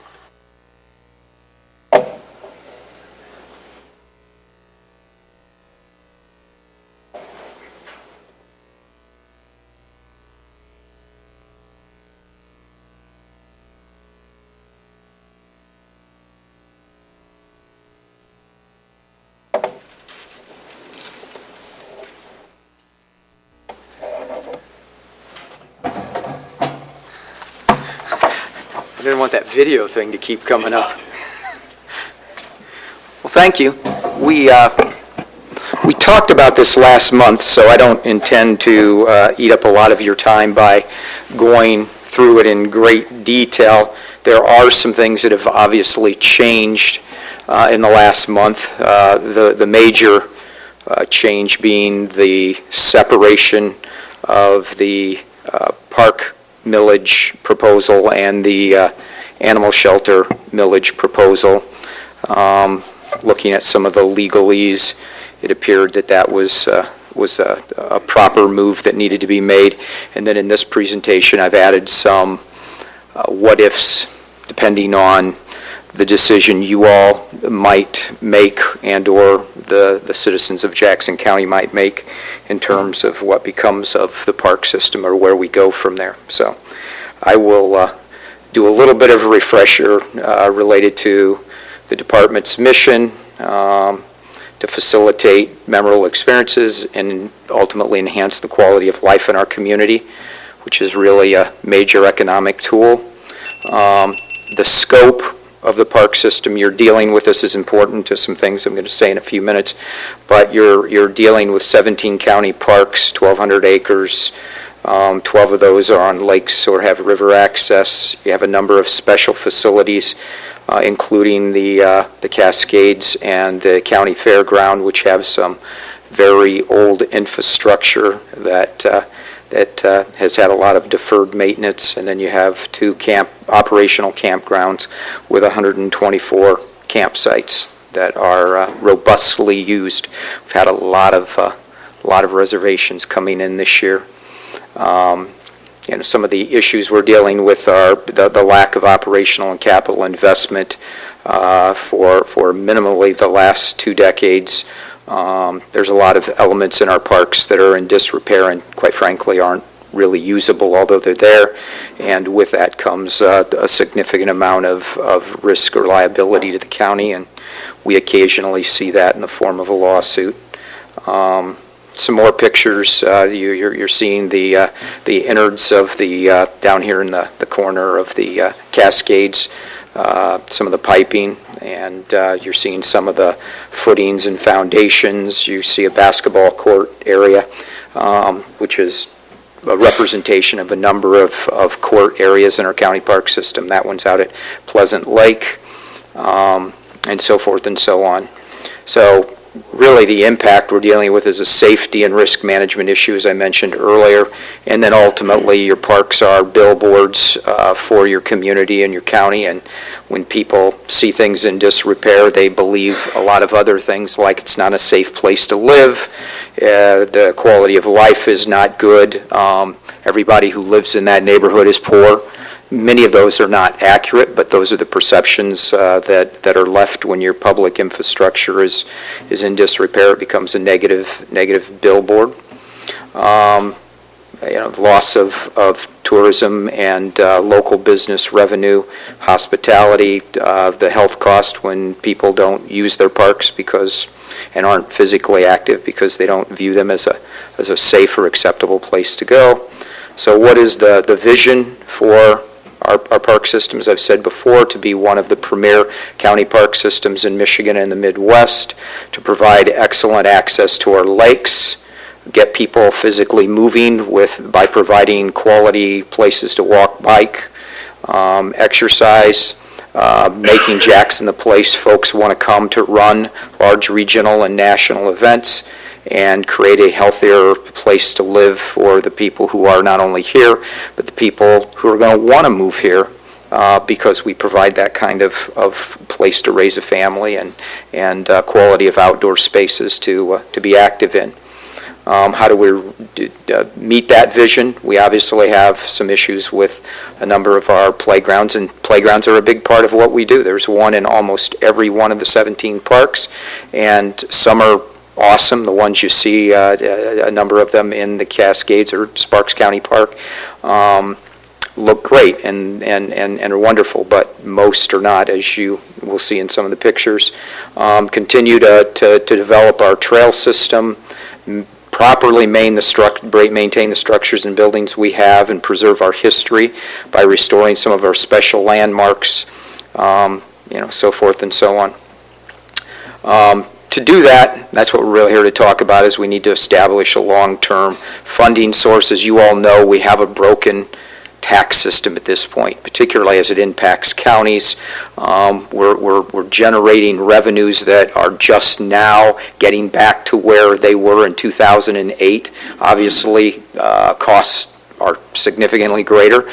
We all see that in our own personal lives than they were 10 years ago. And we've fallen behind, and quite frankly, the system doesn't allow us to grow that tax base or recover. Proposal A never anticipated the idea of depreciating property values. It only recognized that property values would always appreciate, and so the funding mechanism is flawed and is really hurting counties like Jackson. The projected cost, what has changed here is we're looking at a 0.5 mil. We presented a 0.75 mil for both projects. We've carved those off into two pieces, and you'd be looking at a half a mil, which would generate $1.4 million for operating. And what we need is $1 million. The millage, as you'll see on the next page, produces most of that, but not quite all of the 2.4 that I'm showing here we need. But it's close. The 2.18 million annually would come out of the millage. It would be a 10-year renewable, and would cost the person who owns a property valued at $100,000 would be about $25 a year in additional cost on their taxes. What are the benefits? I think out of this you'll see continued growth of our partnerships with our townships and other government agencies in Jackson County. We'll be in a position to collaborate more closely. You'll see a more robust outdoor active community, which will attract a lot of the millennial generation and those to come. Our group, as I've said before, can live anywhere. They can live anywhere. Their jobs are portable now. Technology has seen to that. So they choose where to live, not based on employment. They choose where to live based on where they believe they can have the best quality of life. And for them, that involves, they've grown up in a world where being active, mobile, and social are very, very important elements. And the outdoors, it plays a huge part in the life of the generations to come. And for us to be successful, we need to leverage the outstanding natural resources that Jackson County is blessed with. And as I've said, and I tell you every time, I don't think you can hear it enough, Jackson County is unique. There are very few counties in this state, and I say this as somebody who comes to work here every day smiling at the outstanding natural resources that this county possesses. And to leverage those as an economic development tool is I think, very, very important. And again, some of the things we're going to benefit from to continue the countywide trail network and connecting to a statewide network, enhance and support community activities and programs. Jackson County parks are really a backdrop. We're the canvas for so many events that nonprofit groups and the community as a whole run. I would be remiss if I didn't, on Kenny Price's behalf, advertise Earth Day coming up here in a couple of weeks. Please attend. It'll be at the Cascades and is always a fun time and brings a large crowd. That would be an example of something that occurs. So this is about economic development, about great places to play, live, and attract new business. And you say, well, how does that attract new business? Well, if you have a great or a sizable skilled workforce and a growing skilled workforce, business is going to locate where it has the talent to be successful. And you see that all over the country. That's why developing public spaces and taking advantage of natural resources become a big part of economic development in this country, particularly at the local level, is that businesses are moving where the skilled workforce exists. And the skilled workforce is portable and can live wherever it wants, and it wants to live in places that provide a great quality of life. So, This is the end of I told you I was going to go through the first part of the presentation. So what is the alternative? I was asked to present this. Somebody said, a couple of commissioners asked me outside of this meeting, what's the result if we don't do this, or the taxpayers? And the truth is, you have to right-size your system. You don't currently have enough resource. That's why you have a deferred bill of about $20 million on your infrastructure, and it's going to continue to grow. You have to right-size your park system. You have to scale it to the dollars you have available, and that will be the thing that we'll likely have to look at. We'll have to look at either closing, eliminating, or finding a way to transfer responsibility of some of these parks to someone else to fit the resources we have available, and quite frankly, the things that we have that are big ticket items like our historic landmarks and some of our infrastructure simply won't get funded, and we'll milk them along and hold them up as long as we can, but their useful life is coming to an end, and we'll likely have to close them. That sounds bleak. It's not my job to sit here and tell you the sky is falling. I'm just being honest with you and where you're going to likely have to go in order to fit the resources, because we have a lot. You have a lot of things. We as a team have a lot of things that need to be funded. You've had some things that were presented here today that are very important also. So if we can't grow the base of revenue, then we've got to look at services in a different way. So how are we going to communicate the information that needs to be communicated to the community to make an informed decision? So what is the communications plan? We're starting with an overview. I put these up there. I think everybody, I don't know, Doctor, I didn't put one. Did you get one of these? I'll get you one. I think I laid them out and I missed your spot. I apologize. But this is the first probably comprehensive brochure that has been produced for the county park system. It has a map, it has a grid that shows what elements exist in the park system, and it gives a lot of information about the variety of special facilities and programs that go on in the county park system. So this is being distributed in a number of different outlets and methods. We'll be giving it out at the Cascades, at the golf course. Each of our campground reservations and or shelter reservations will receive a copy of it. We're working with the Board of Realtors. They find these very important as they're selling homes and trying to attract people to the community. And Experience Jackson, who played a part in this as a partner, is helping distribute them also throughout the community. The elements that are in here are being added to our website, and will be, we are up in the process of updating the website to make sure that it's consistent with this information, but also the website will be used as a way to communicate a lot of this presentation and the benefits of an improved park system, and what people would ultimately receive as a benefit as individual citizens if they use an improved park system. So that'll be the website, Twitter, Facebook will play a huge role in our communications process.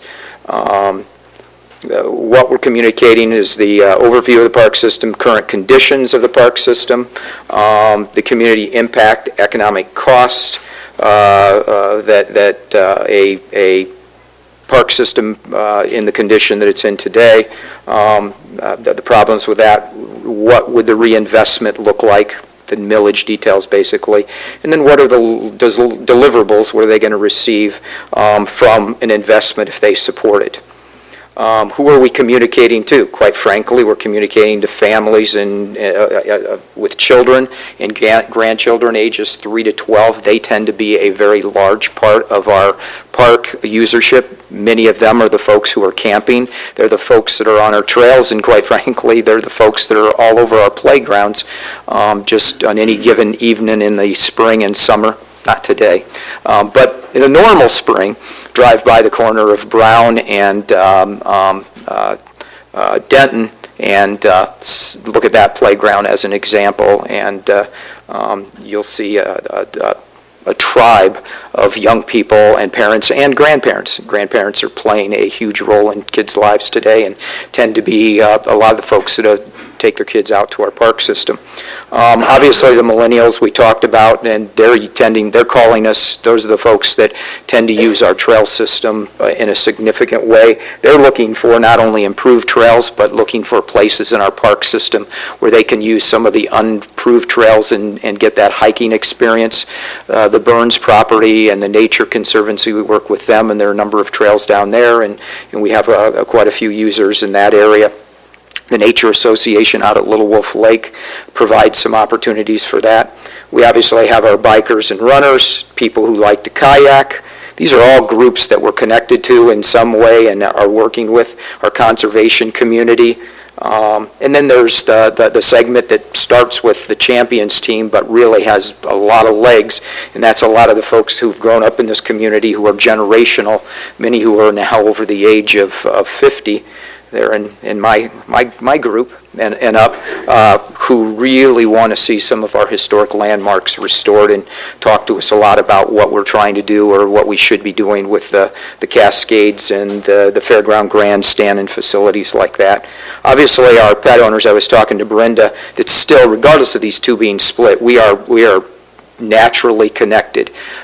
You can go out to any of our parks and go out to our trail system, and you'll see that probably 1 out of every 2 people who are in the system have a dog on leash, and dogs are a huge part of that, and we have to manage that. As much as we want the owners of those pets to manage and our parks to be pet friendly, they do their business, and we do often have to clean up some of that, and we don't have the proper facilities or equipment to do that. I was telling Brenda, without waxing on here, that I was just the other day looking at some really modernized equipment that have come out that are vaults that you actually plant with a precast concrete form that actually creates a dumping station underground that gives people, rather than, quite frankly, going into our trash cans, which are problematic. They get tipped over, animals get in them. There are a lot of health risks associated with managing animal debris and trash cans in quantities like that. So we need proper stations and equipment to really manage the animals, and we obviously have not had the resources to do that on our trail system as well as in some of our heavily used parks. And then last but not least, there's a real need in this community, as there are in most communities, for a community dog park, an off-leash area where animals can be active. And those are part of the things that we would like to be able to deliver and could in this millage process in partnership with the animal shelter and the animal community. And then last but not least, our 4-H and agricultural community, which we're talking to every day, and particularly at the fairground, but we see that expanding into the entire park system, looking at the idea of community gardening, really trying to connect. I'm working with Jeremy Burns at the youth center with some of his clients to get them more involved. How are we going to communicate the distribution of this comprehensive brochure? The website I mentioned. We're in the midst of preparing an annual report that we'll distribute to 61,000 residents through direct mail. It'll be a newspaper piece that will have a lot of information that's contained in here in a different format, more of an article format. It'll also communicate some of the deferred maintenance issues and talk about the long-term funding source. Town hall meetings, I have a presentation that Mike has scheduled for us to talk to the township supervisors here in April. Our staff intend to and have begun making arrangements to be at just about every special event in the county we can get to and have a booth and answer questions for people. And then I've got a robust schedule of service clubs. I think I'm speaking to every one of the service clubs at least once, several of them twice this year on the calendar. So those are some of the approaches we tend to take. The communication schedule, depending on where we go with this process, we'll begin work in April, as you can see, all the way through to, and you know, the communication piece, regardless of what happens here, is a part that's been missing. You know, the old build it and they will come doesn't really work. you actually got to tell people what you have if you want them to come and use it, and the public sector is no different. And so we haven't done a very good job over the last many years of communicating the county park system and what it has to offer. So it is our intent to continue this process well beyond the question of a millage and make it a part of our daily and annual routine in the Parks Department. So that's a really nice picture of some folks biking. I wish today was a day we could all do that. And I'll entertain any questions you all have, and shut up.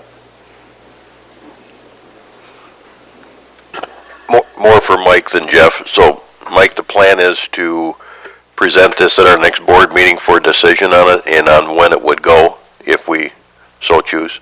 Correct. The plan for this and the animal shelter millages consideration is to go to committee, and then, of course, we're seeking approval up or down, and timing and all that at our, April 17th, I believe, meeting? So is there wisdom when it does come to a vote for us to separate our supporting putting it to voters from the actual election that we want to have it on? Because although I support putting this out to the voters, I only support it putting it out in November. So I think that's just a matter of, board making a motion. You can make a motion to change the date, and make a motion to, approve, or all in one, or Thank you. way.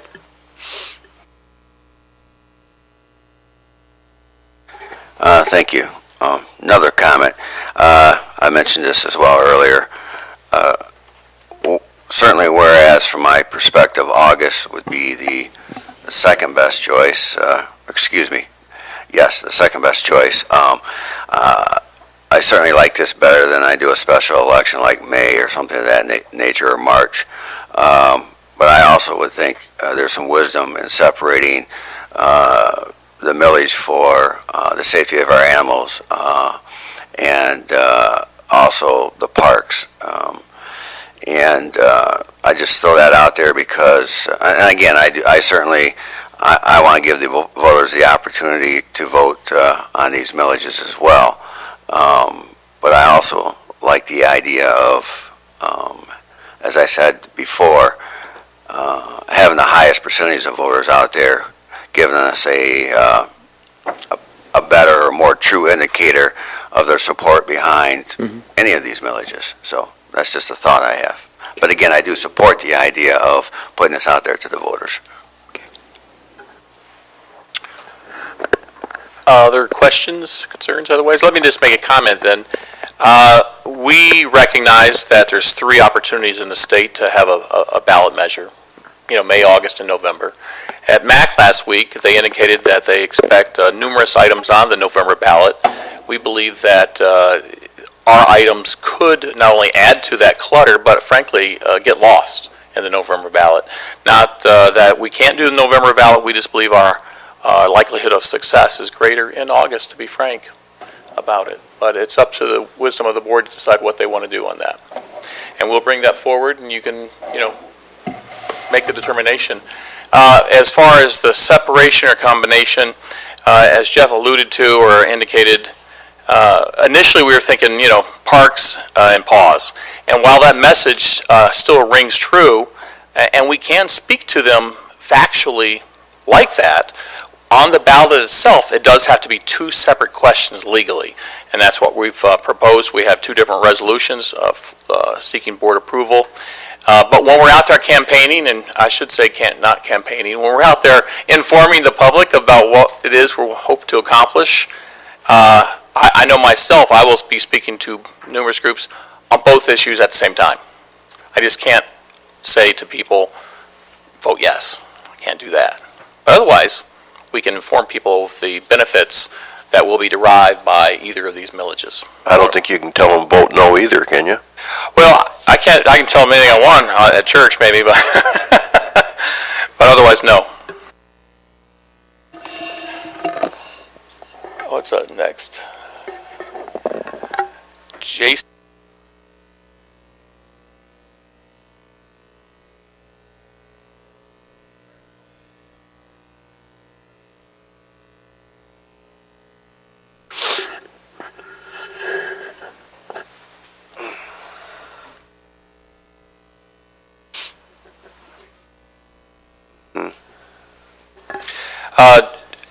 Deborah's away on spring break, so she's been taking the lead on animal shelter. Again, what we have here is we have a resolution. We are seeking .25 mils, which would generate roughly $1.2 million annually. We hope to add a number of capital improvements to not only the animal shelter, but to the grounds of the animal shelter and surrounding area, perhaps, as in a way of enhancements to different potential properties for dog parks or what have you, as well as the medical facilities and the animal shelter. We want to add at least 3 animal control officers, is what we're looking at. And of course, we have already funded a full-time, basically operations manager of the animal shelter. And that we took a leap of faith on. To be frank, we really need that position. While the animal shelter has done great things at with Dr. Anderson's leadership, with a whole host of volunteers, I think everyone who's ever been a volunteer, or whoever's ever even done Beer Fest, if you will, down at the fairgrounds, year after year, hour after hour, it does become not a labor of love, but it becomes a labor, it becomes a job. And it's not reasonable to expect volunteers to continue to do that day in, day out. Eventually it starts to wane and you start to suffer. And we are experiencing that in our animal shelter. We cannot continue to rely on volunteers for those sort of things. And we're hoping this new position that we've already engaged will spur, reinvigor, if you will, volunteerism, and show that the county has every intent on taking care of, if you will, those without a voice, our pets, our animals in our community, as well as ensuring the safety and viability of our existing sidewalks and our trail systems and our parks that, as Jeff mentioned, many animals are being walked in. Again, we want to take it through the regular process, through committee, and then full board for consideration in April. Yes, sir.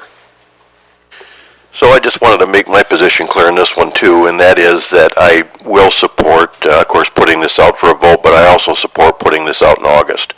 I think there's been an easy argument made on why that needs to be, and I want to again say, as I have in the past, I voted against eliminating animal control officers. I think we need to reestablish them. I'm glad to hear you mention the numbers that we're talking about, at least 3. I think we need at least 3, if not 4. And I think that if we do this in August, are able to do that, and the voters approve it, it gives us a chance to move forward with some of those things before the cold season hits. Mike has clarified in the conversation I had, we would not have any of the funding come in until, I think, December or January. But as long as we can plan for it to be there, then we can adjust for it accordingly. So this is one that I'm willing to support, and I also will support putting this on in August. Thank you. Other questions or, yes, sir, comments? I just like to make a comment. I still like the idea of November, just from the perspective of, again, we have the vast number of voters out in November, percentage of voters, and I realize if voters could get out in August, just the same percentage if they wanted to, they just don't do it. That being said, though, if it ends up being the pleasure of this commission that we do this one in August, I'm certainly going to advocate for it and stand behind it, because I too believe that this should go out to the voters and give them an opportunity to move this along if they so choose. And for some of the same reasons, for safety reasons for the animals, environment, for the environment for our workers, but also for our law enforcement, so they can actually work the streets like they're intended to do. I also like to just throw this out there, just a comment. Some may not think it's needed, but I give a lot of credit to our local communities, Jackson County. I did some research. I contacted our equalization director here, and currently on average, Jackson County residents pay 30 mills. For the $100,000 taxable home, we're looking at $1,500 right now that the households are paying on millages in Jackson County. It's $125 a month already, and we know because of decreased revenue and everything else, it just continues to be put on the shoulders of local government, and again, Jackson County. And I just give our residents a lot of credit because unfortunately, it looks like we're going to have to do, as our administrator says often, more and more of the heavy lifting. So anyway, I just want to throw that out there. Other questions? Concerns otherwise? Okay, we will bring it to committee and then full board for further consideration. Thank you.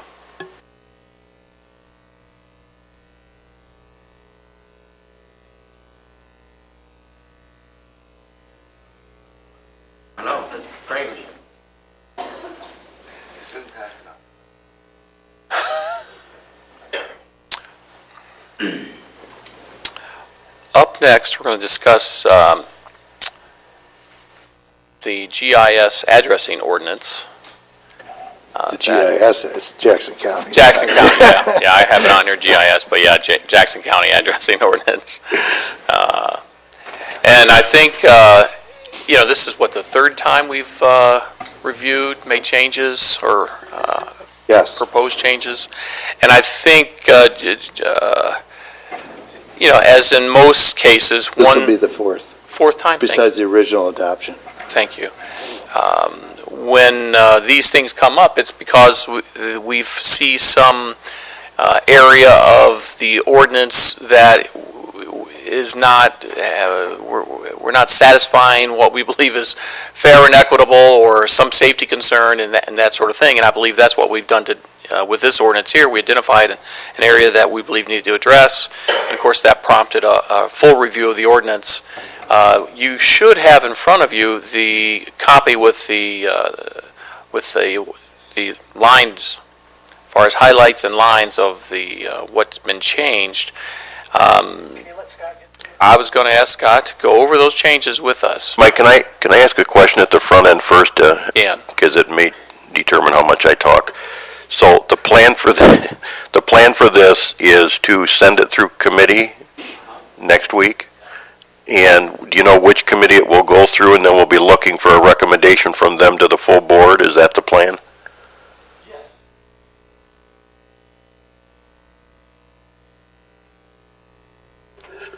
Well, policy is P&F, but I don't know if this falls under that or not. If it does, it probably should have been written by them, but. Okay, thank you. I'll have a few questions as we go along. Sure. Like Mike said, you have the ordinance in front of you with the markups, the additions and deletions.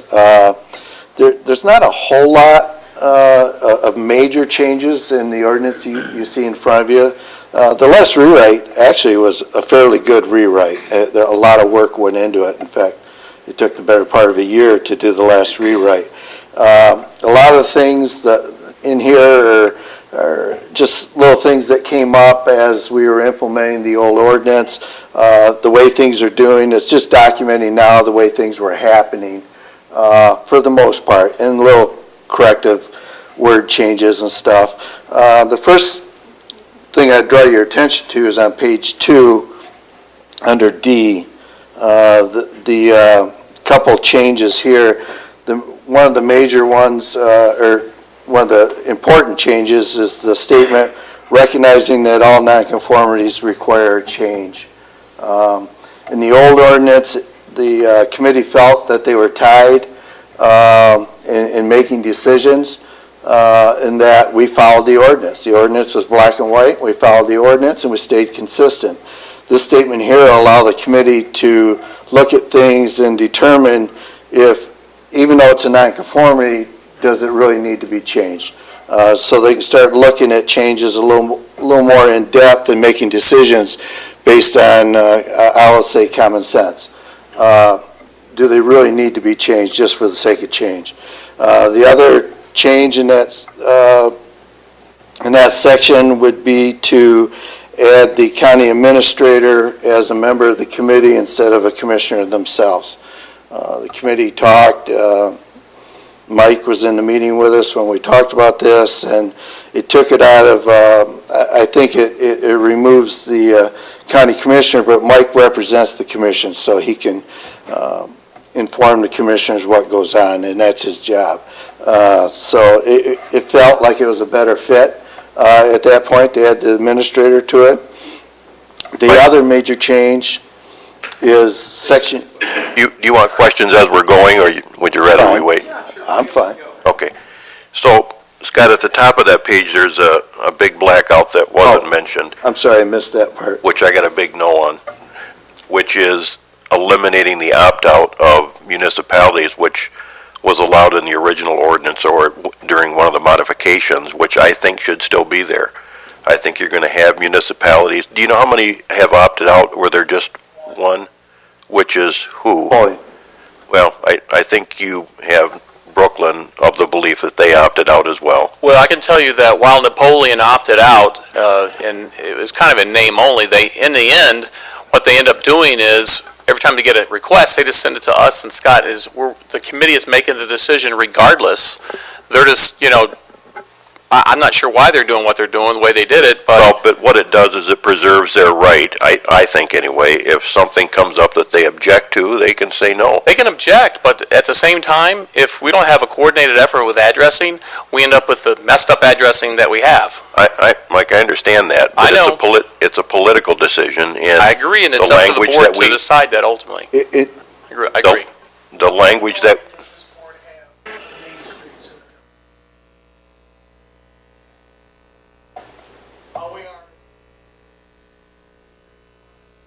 County government to assist. We do not have. In this ordinance is, the county streets, it mentions in here, are not to be changed. That has happened in a couple cases, and some of those were through the road commission at the time, or J.C. Dot, at their request, in the residents' request. That's happened twice. Once was with Crawford Road, and the other was with Waterloo Munith Road. There was a section in there, and that came from the residents to the road commission. But most of the naming of streets comes to the private drives, which is an issue. And it does, and it has to do with the 911 system and the way that operates, the software operates. We don't name streets. The residents that live on them name them. All the county does is say, in the ordinance, it administers that, but it says they have to be named. It doesn't say, we don't pick names. Somebody has to pick it. The residents they're making a recommendation that we're endorsing, are we not? When a street name is gathered, does your office not send a letter out with 3 alternatives if the people on the street do not choose a name? No. I don't send anything out. We work through the communities, but we do not give them choices for names. No, but you deny them choices. When there's 3 people that review the recommendations, or that come from the citizens to see if there's a conflict, the ordinance says a name cannot be duplicated, a name, or whatever, and that's the way we look at it. We ask them for a list of 3 names, prioritize it. We rejected names that people solicited from Parma Township. I know we did, because I was involved in 2 of the different situations. If the 911 director and J.C. Dot and myself would look at those names and see there's a conflict, and almost 99% of the time we all agree, not always, but we do look at those and we make a recommendation. It comes from all 3 of us. There's not one person does it either. There's 3 of us involved that look at the name. And we don't discuss it. I put it out to them, and they make their recommendations back to me, and then we inform the community. In most cases, they have a good name.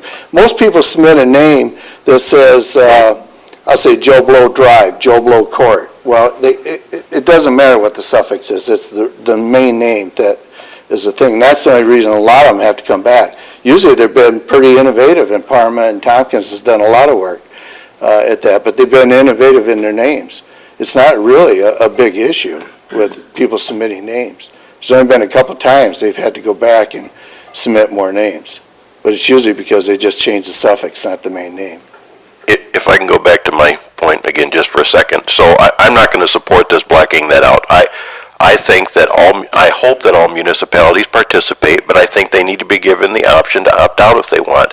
I don't think any of them have an issue with the county taking on all this task for everything moving forward, but when you talk about changing names of existing streets or addresses, that's different. It's contentious, residents don't like it, and I think you need to allow that option. I'm hopeful they all participate, but I think we need to allow them to opt out.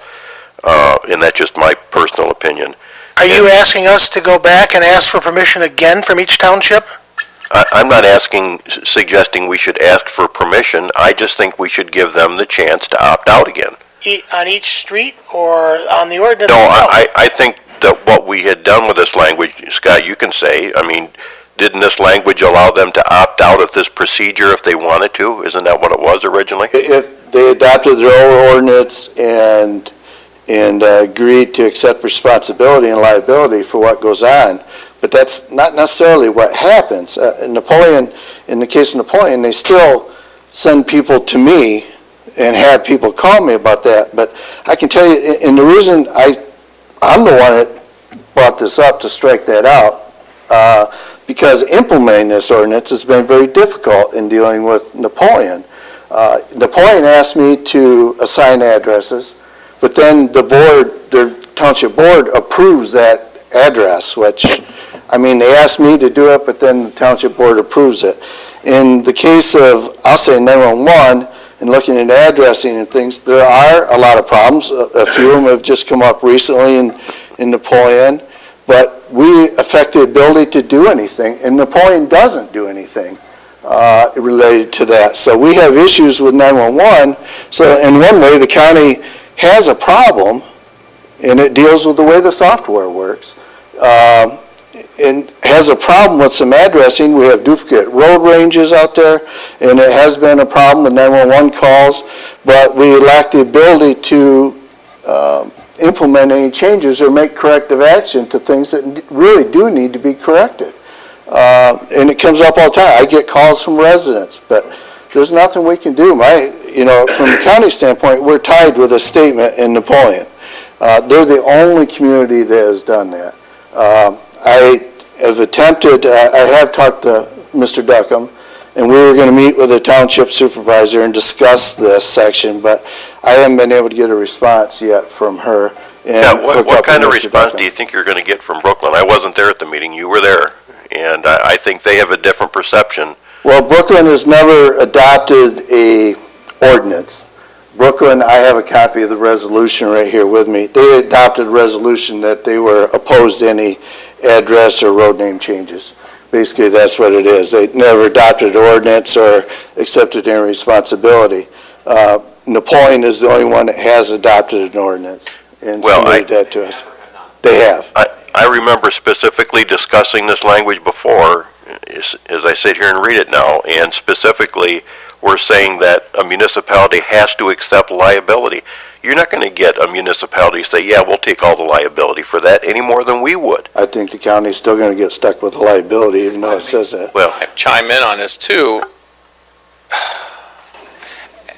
As a county, we're the arm of the state, and the state has been unclear in addressing. I agree. They've left it to utility companies and a whole host of ways of determining addresses. And frankly, due to liability is why most of those organizations have backed out of it, because the addresses get messed up pretty quick. This is a public safety issue. This isn't an issue where I think, because that we should be given options to all these municipalities, so they opt out. Does that mean they can set addresses any way they want and please in streets that run counter to the city or community right next door, creating safety hazards? I think it does if we allow that. Mike, I don't think they're looking to do that. It's not a matter of what they're looking to do, it's what can they do. And the fact is, they can do nothing. They can say, you know what, yeah, we got a problem here, but we opted out, so we're not going to do anything to correct the problem. And in the end, some poor person is injured or worse, and everybody gets sued. I don't see how, as a county, we can just be nonchalant about addressing. I don't think know it's been that way. nonchalant, but I think you're taking the last incident that was all human error. I understand it, And but we've you're had forgetting plenty of that. other errors, there Well, aren't no human. doubt it was a duplicate address. There are other things that could have been done to highlight that, but that was human error. And I'm not even speaking to that incident. It's just a problem statewide, frankly. And this ordinance is a difficult, that's why it's been so hotly contested and debated. Right. But to say that we're going to leave it to the township and then they don't do anything, or a village and they don't do anything, we're on the hook with that. Mike, my personal opinion is the townships or municipality village is not looking to do the entire process. They just don't want to be necessarily forced into changing the names of streets or addresses that they currently have. That's where we have to tread carefully, but I mean... Well, I agree with that. Everybody should have plenty of input and say, and we do have in here a new appeals process and so forth to try to remedy that. Let me move to that if I can. So And I remember the Brooklyn ordinance. While they were opposed, the ordinance read being opposed to it, and the language didn't say they opted out. They didn't opt out. No, all they did was state that they were politically opposed to addressing. Correct. I remember that now. It's It's a not short- that they it's can not make that their they own set out. argument. short one page in street naming preservation resolution, basically. And in the end, I really support this. I just have a hard time following the process and making sure that people aren't being forced into things that they don't want to do. And I understand for a safety reason why we need to do this. I have since the beginning, and I really do. And especially after the different things that have gone on that I've seen in the last 6 years, it needs to be solved. Does it need to be solved like we rename everything in the county? Probably not. That's not going to happen. Oh, no, I know. Now, the city's opted out, correct? We don't have any control over the The city city of hasn't Jackson. opted out. Originally, from the very adoption of the very first ordinance, the city was left out. City was already addressing on their own before the county ever started an ordinance. And I'm unable to figure out when that happened. I've tried, and I haven't been able to do that. I wanted to add it to the ordinance of how long they were, but that hasn't been possible. But they were already addressing on their own. They didn't want to include, but cities are covered by a different law, too. So basically, the law I saw is pretty much the same law that allows the county to adopt ordinance. Basically, it says you can adopt ordinances, and there's a separate law for city. So that's the reason they were left out of the original ordinance and have been ever since. They're pretty much addressed out. The city's pretty much done. There's some changes that need to be done in the city too, but that's nothing we can do. Half addresses in this county are a nightmare. Our 911 system doesn't handle them well, and we're on an antiquated software that basically we can't update. There's a problem with locators, and we don't even have the versions, or it's unavailable to me, of the GIS software to even fix it anymore. So I'm working with New World, or Tyler, whatever you want to call them now, to try to solve that, but they got to try to find a version of the software they can make changes to the software, their software with now. But the reason for it, I struck that out, was to stimulate the discussion, but it does cause issues in trying to implement the ordinance on that part of trying to deal, and Napoleon is the only one. It's kind of doesn't feel right calling out one community, but they're the only ones that opted out, so in a sense, that's the way it is. But there are issues, but we lack the ability to try to implement changes there, or make corrective action. But keep in mind, the community is part of the committee at that time. When we're discussing, whether it was Napoleon, or Parma, or Tompkins, they sit on that committee and they have a voice, a voting voice at that time, so. So can I move on to the appeals hearing board? So the way it's worded, it says, shall consist of the following individuals: a township supervisor, a clerk. So is it meant to be a supervisor and a clerk from the community affected? Doesn't that make most sense? They're appealing the process that they were involved in. The community was part of that process in the original decision. And to have the intent was to have somebody totally uninvolved with the situation to look at it and and make a decision outside of what that committee decided. And they were a part of that committee. Yeah, but what your wording here doesn't exclude them then.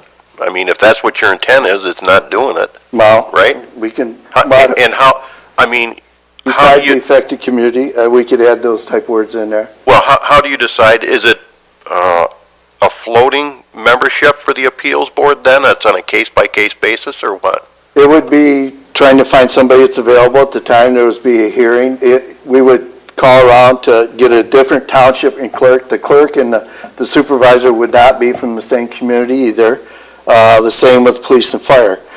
They would be from different entities, based on who's available at the time, or we could, but it would be people outside of that original decision. I think it needs to say that, and it doesn't say who picks it. They can add a sentence right there at the end that says, Right. the appeals board can't be made up of people involved, the And jurisdiction. who decides who the appeals board is? I mean, I don't care. I'm just saying, I think you should say. I'm sorry?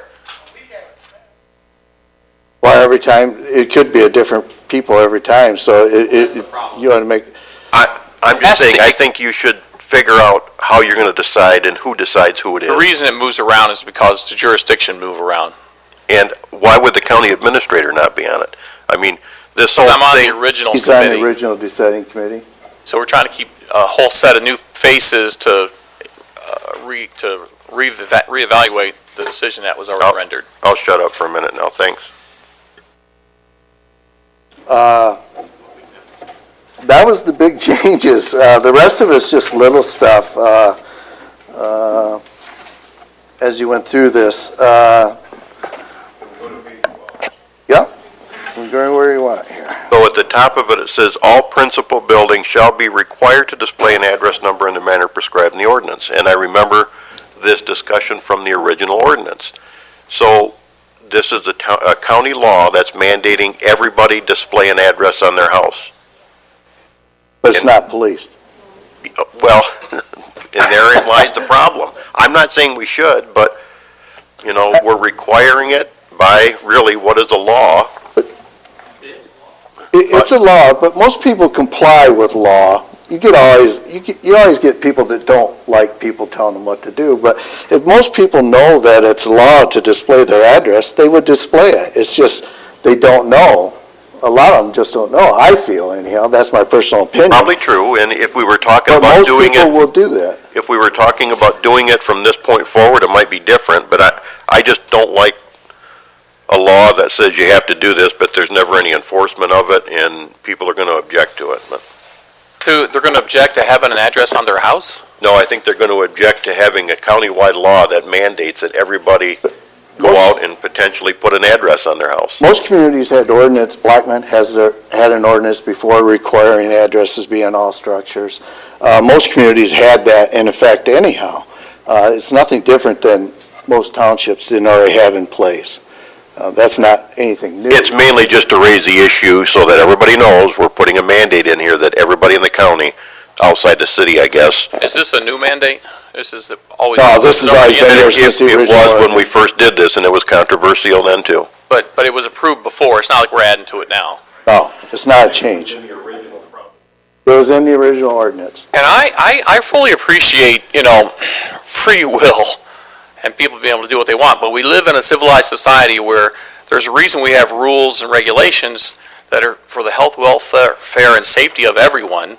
And, I guess we could modify that. Perhaps it has to be on the house or somehow in front of the house. But I know, just driving my own 3 kids around over the years, trying to find a house that they were supposed to be at, especially if it's dark, you don't know which house is which if they don't have an address, or I don't. It's surprising the number of homes that don't have addresses on them in this county. Even when I get a ticket from the dispatchers in 911 saying the address doesn't locate correctly, and it's not in our system is what it amounts to. It locates to the road at that point in a range. and I'll try to use Google Street View, or even sometimes I'll drive by if I'm out and about and on the way home and back from lunch or whatever, on the way to work, and there's not addresses on the homes. I just, apartments are a problem that way too, but they just don't display them. The question though, Scott, I mean, I know I've been to, again, drive my kids around, to properties where the address is out on the road on the mailbox, Yes. and then you have to drive a quarter mile down a road, or driveway, if you will. You would never see the house anyways, so I'm thinking that there needs to be some little bit of latitude there. There is. It says if your home is more than 50 foot off the roadway, it has to be a post out by the roadway. So in addition to, or? Yeah, it's in the Okay. addressing Yeah, I requirements. see it right in front of me. I'm just Yeah. wondering if there's more latitude that can be afforded there. If you can't see the house anyways, because it's quarter mile or more or whatever off the road, does it matter that there's an address on the wall? Yeah, 50 foot really, I mean, Yeah. doesn't that seem a bit ridiculous? You know what, we pulled that when we were establishing, that's been in there since the original ordinance too. Well, that doesn't mean And we that can't- was in other It doesn't mean we ordinances. can't change it. I mean, It just doesn't mean because you can't something's been a rule forever, Right. it doesn't mean That it's number right. was pulled from other ordinances from other communities around the state.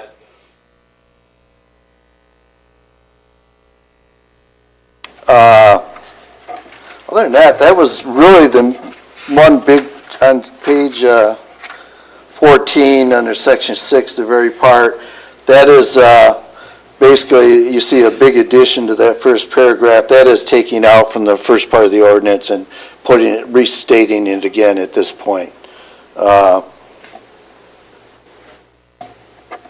If I may, Scott, too. And the reason we say that not all nonconformities require a change is because we want to look at it through a larger lens, in the sense that if it's not seriously, in our judgment, adversely affecting health, safety, and welfare of the residents of the community, we shouldn't be changing it. And you guys know the example I'm thinking of. And I think this is good language for that. Now, I know some people would argue that, oh, you're leaving some judgment in there. Yes, we are leaving some good judgment in there, and we expect with a group of this size, with responsible people, that they will make good decisions on behalf of all.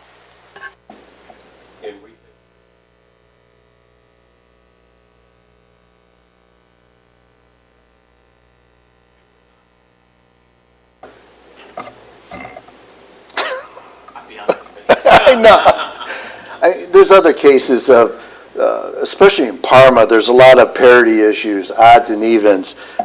Instead of, the evens on the west, they're on the east. And as long as that's consistent, that's not an issue. It's when you get pockets where they're not. Yeah, as long as they're in sequence and everything, public safety has told us it's not an issue. But it's when you have inconsistencies within that framework that it causes some issues. So that's the one thing there, and that's an example of being able to make a choice. The ordinance says this is the way it is, but sitting on the committee, they talk about a lot of things, but the ordinance has been pretty good. This last remake, like I said, except suggesting that the one section of taking the ability to opt out and adding the appeals board that was never there before, the ordinance is pretty much just the way it was, except for some few minor changes. Other questions, concerns? Otherwise? Is going to be now send it back, or do you think we're going to have it at committee, or what? No, we're going to talk about these, and we can make these minor changes. Yeah, we can make these minor Bring back changes some before it hits suggestions. committee. We'll highlight it, show that what we're looking at as far as distances or addressing of that sort. Bring it to committee, and we can make some more changes, and if need be, we'll push it to next month if need be, and we'll do what we need to do to get it, reviewed. I have a question, Yes. and I may have missed it, but who, do you appoint the appeals hearing board? I mean, I know you have it, you have it defined, but who actually appoints it? We're gonna define that for our committee. That'll be defined for you, see missed it next. 'It. Yeah, we're gonna talk about that. Yep. I don't know how that will play out yet, but Yeah. we'll have something. Yeah, we will. There'll be And, something. It's too loose for sure there in that area there. You know, and this is, everyone knows this is a very difficult subject. It affects everyone, and it has real-world implications, not only on the safety of people, but on their wallets as well, if they have to change their address. We all recognize it. And, but at the same time, it's not an issue we can shy away from. It's an issue we have to face, because if we don't face it, who will? State's not going to do it. If you let every local township do it, or city, it becomes a mess. And believe it or not, there are a lot of people that do like the changes that are made in some cases. I get a lot of calls from people that want their address changed or whatever. They recognize they have a problem. Believe it or not, it does happen. Believe it or not, yes. It Thank does you. happen. We'll bring in a committee and we'll discuss further. Thank you. Okay.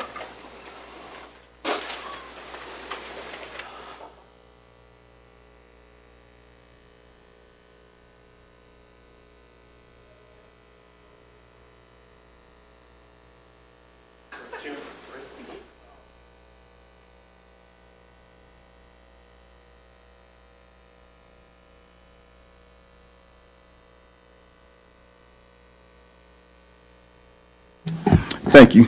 I'd just like to seek some support from the board for us to partner with, from my perspective, all of the largest entities in the county of Jackson on the Juneteenth event that's been hosted downtown at the new park that they just built. It involves Consumers Energy, Jackson College, Spring Arbor University, the City of Jackson, Baker College, Henry Ford, Allegiance Health as well. And we have been asked to participate in this event as well. Some of the benefits that we would receive 10 tickets to the VIP tent. We'd have a representative assigned to the executive steering board, and then also we would receive recognition at the annual meetings, announcement as a partner, announcements as a sponsored, large logo on the event post, a large logo on a vendor table, if we'd like a vendor table at the event, large logo at performance backdrop, and like I said, the tickets to the hospitality suite, recognition on radio and ads, and also on a billboard. So just wanted to seek some support to make that partnership go through. Yes, sir. If I may, could you describe for us what is Juneteenth? I mean, what does it represent and what it's all about? So Juneteenth, the history of the event itself, it was an event that was brought by actually a gentleman who started it not too long, I can't remember what the date was that it was started. However, at this point, the event has grown.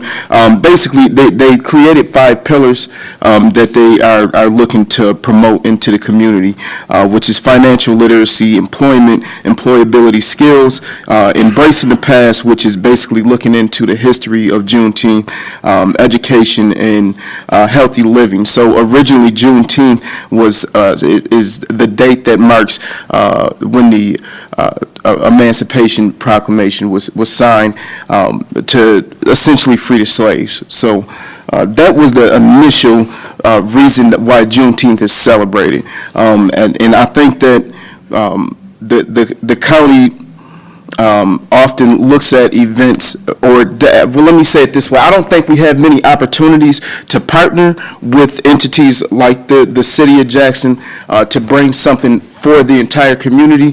And I think we often, as a county, forget that the city is part of the county as well. And I think it would be a great opportunity for us to partner and be an example in the community for this event.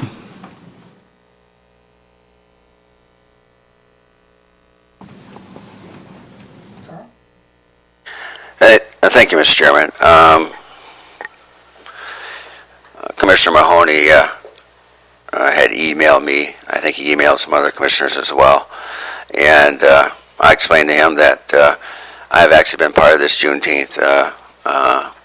We actually last year downtown, other times, familiar with it, and I think I agree. I think this would be a really good opportunity for us as Jackson County government to put ourselves in a place that you have so many other entities as well as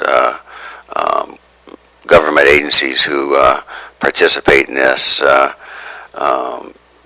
There's all kinds of activities in this particular thing that's good for the community involving young people, children, teens, adults, you name it.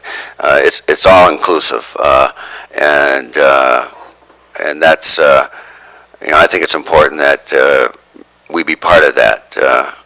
I know Daniel said that there was like I know there's a $5,000 buy-in, if you will, sponsorship fee. I don't know how we'd go about that as Jackson County government if we decided to pay into that, the $5,000. I do know that we would have an opportunity to have somebody on the executive board. I guess I'd leave that up to the rest of the commissioners, the administrator to consider, but I think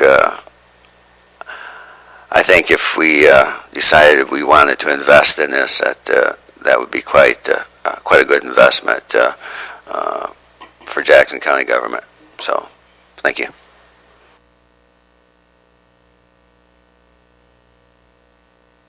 So, Mike, you think there's a way for us that we can legally participate in this, A, and B, is there somewhere to take the funds from if we choose to do this?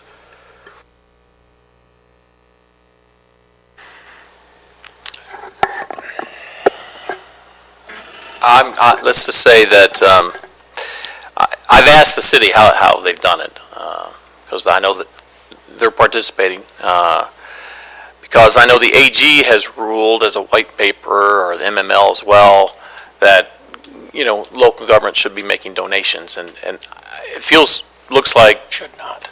a donation. Yeah, should not. Should not. Did I say should? I'm A little slurry. no, should not. Sorry. Usually we're buying a service or paying for something.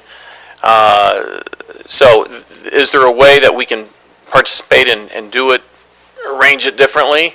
I'm hopeful. And like I say, I asked the city what their approach has been, but so I guess it's yet undetermined. Yes, sir. Mike, and I think that this, one, obviously it celebrates, Jackson County's history, not just the city, but the history this really fits within a branding component. The value that this brings to the community to draw in. It just seems like this is an economic development issue as well. It's not just supporting a cause. It goes beyond that in terms of Jackson's history. And I know that Juneteenth is a national holiday and celebration, but I think just unique to Jackson, the county, the city, in terms of our history, in terms of being at the forefront, I think you have an argument. My concern would certainly be that Juneteenth is not the only important celebration that takes place in the county. And it's not the only it's not the only event that would be seeking support. But I think unique to the county, certainly unique to the city, and as an economic development tool, I think we can make the argument, and I would go at it from that angle versus simply a donation aspect to the organization, if you're going to pursue it and look into it. Well, and frankly, that's kind of the angles we usually look at. What value, because you got to buy some value, bring something to the community. Otherwise, there are other organizations who could equally say, you're not supporting us in such a manner. So, frankly, sometimes we partner with them and we are running some kind of event ourselves, which counts towards our contribution, if you will, to the event. So there's a lot of ways of looking at it, and we will.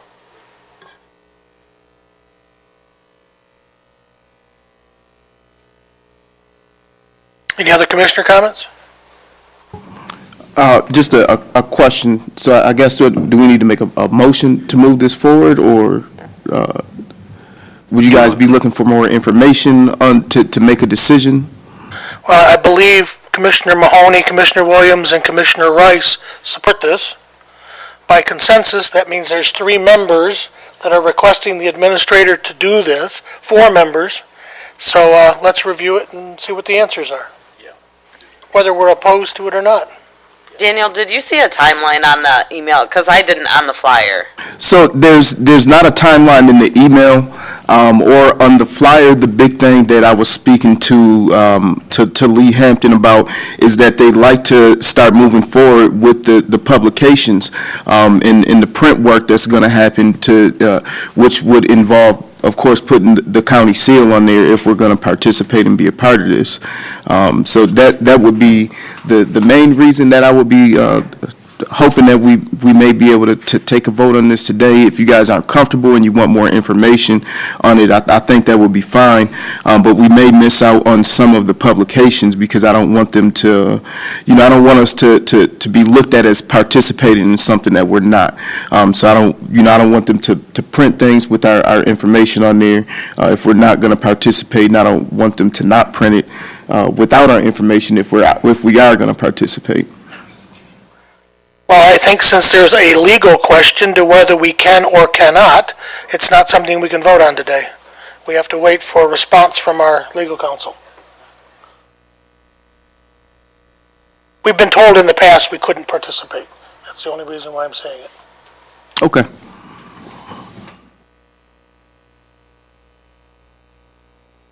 Any other commissioner comments?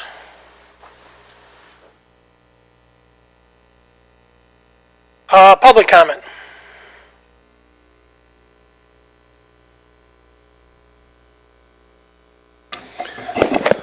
Peter Bournemouth.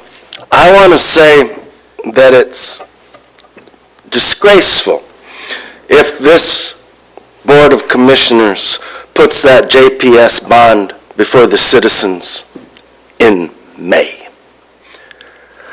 I think this is such a significant expense. And as you mentioned, Commissioner Williams, we're still paying a former bond, the taxpayers. And I actually support this proposal. I don't want you to see me up here against education. I'm not. And I think there are some very good elements in this bond proposal.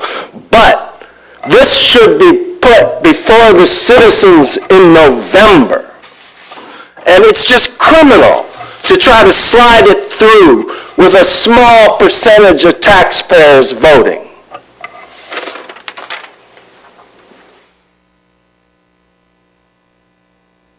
Any other public comment? Any other public comment? Seeing none, commissioner comments.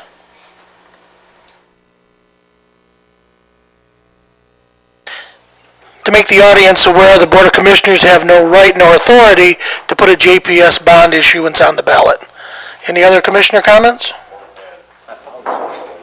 Yeah. Seeing none, we are adjourned.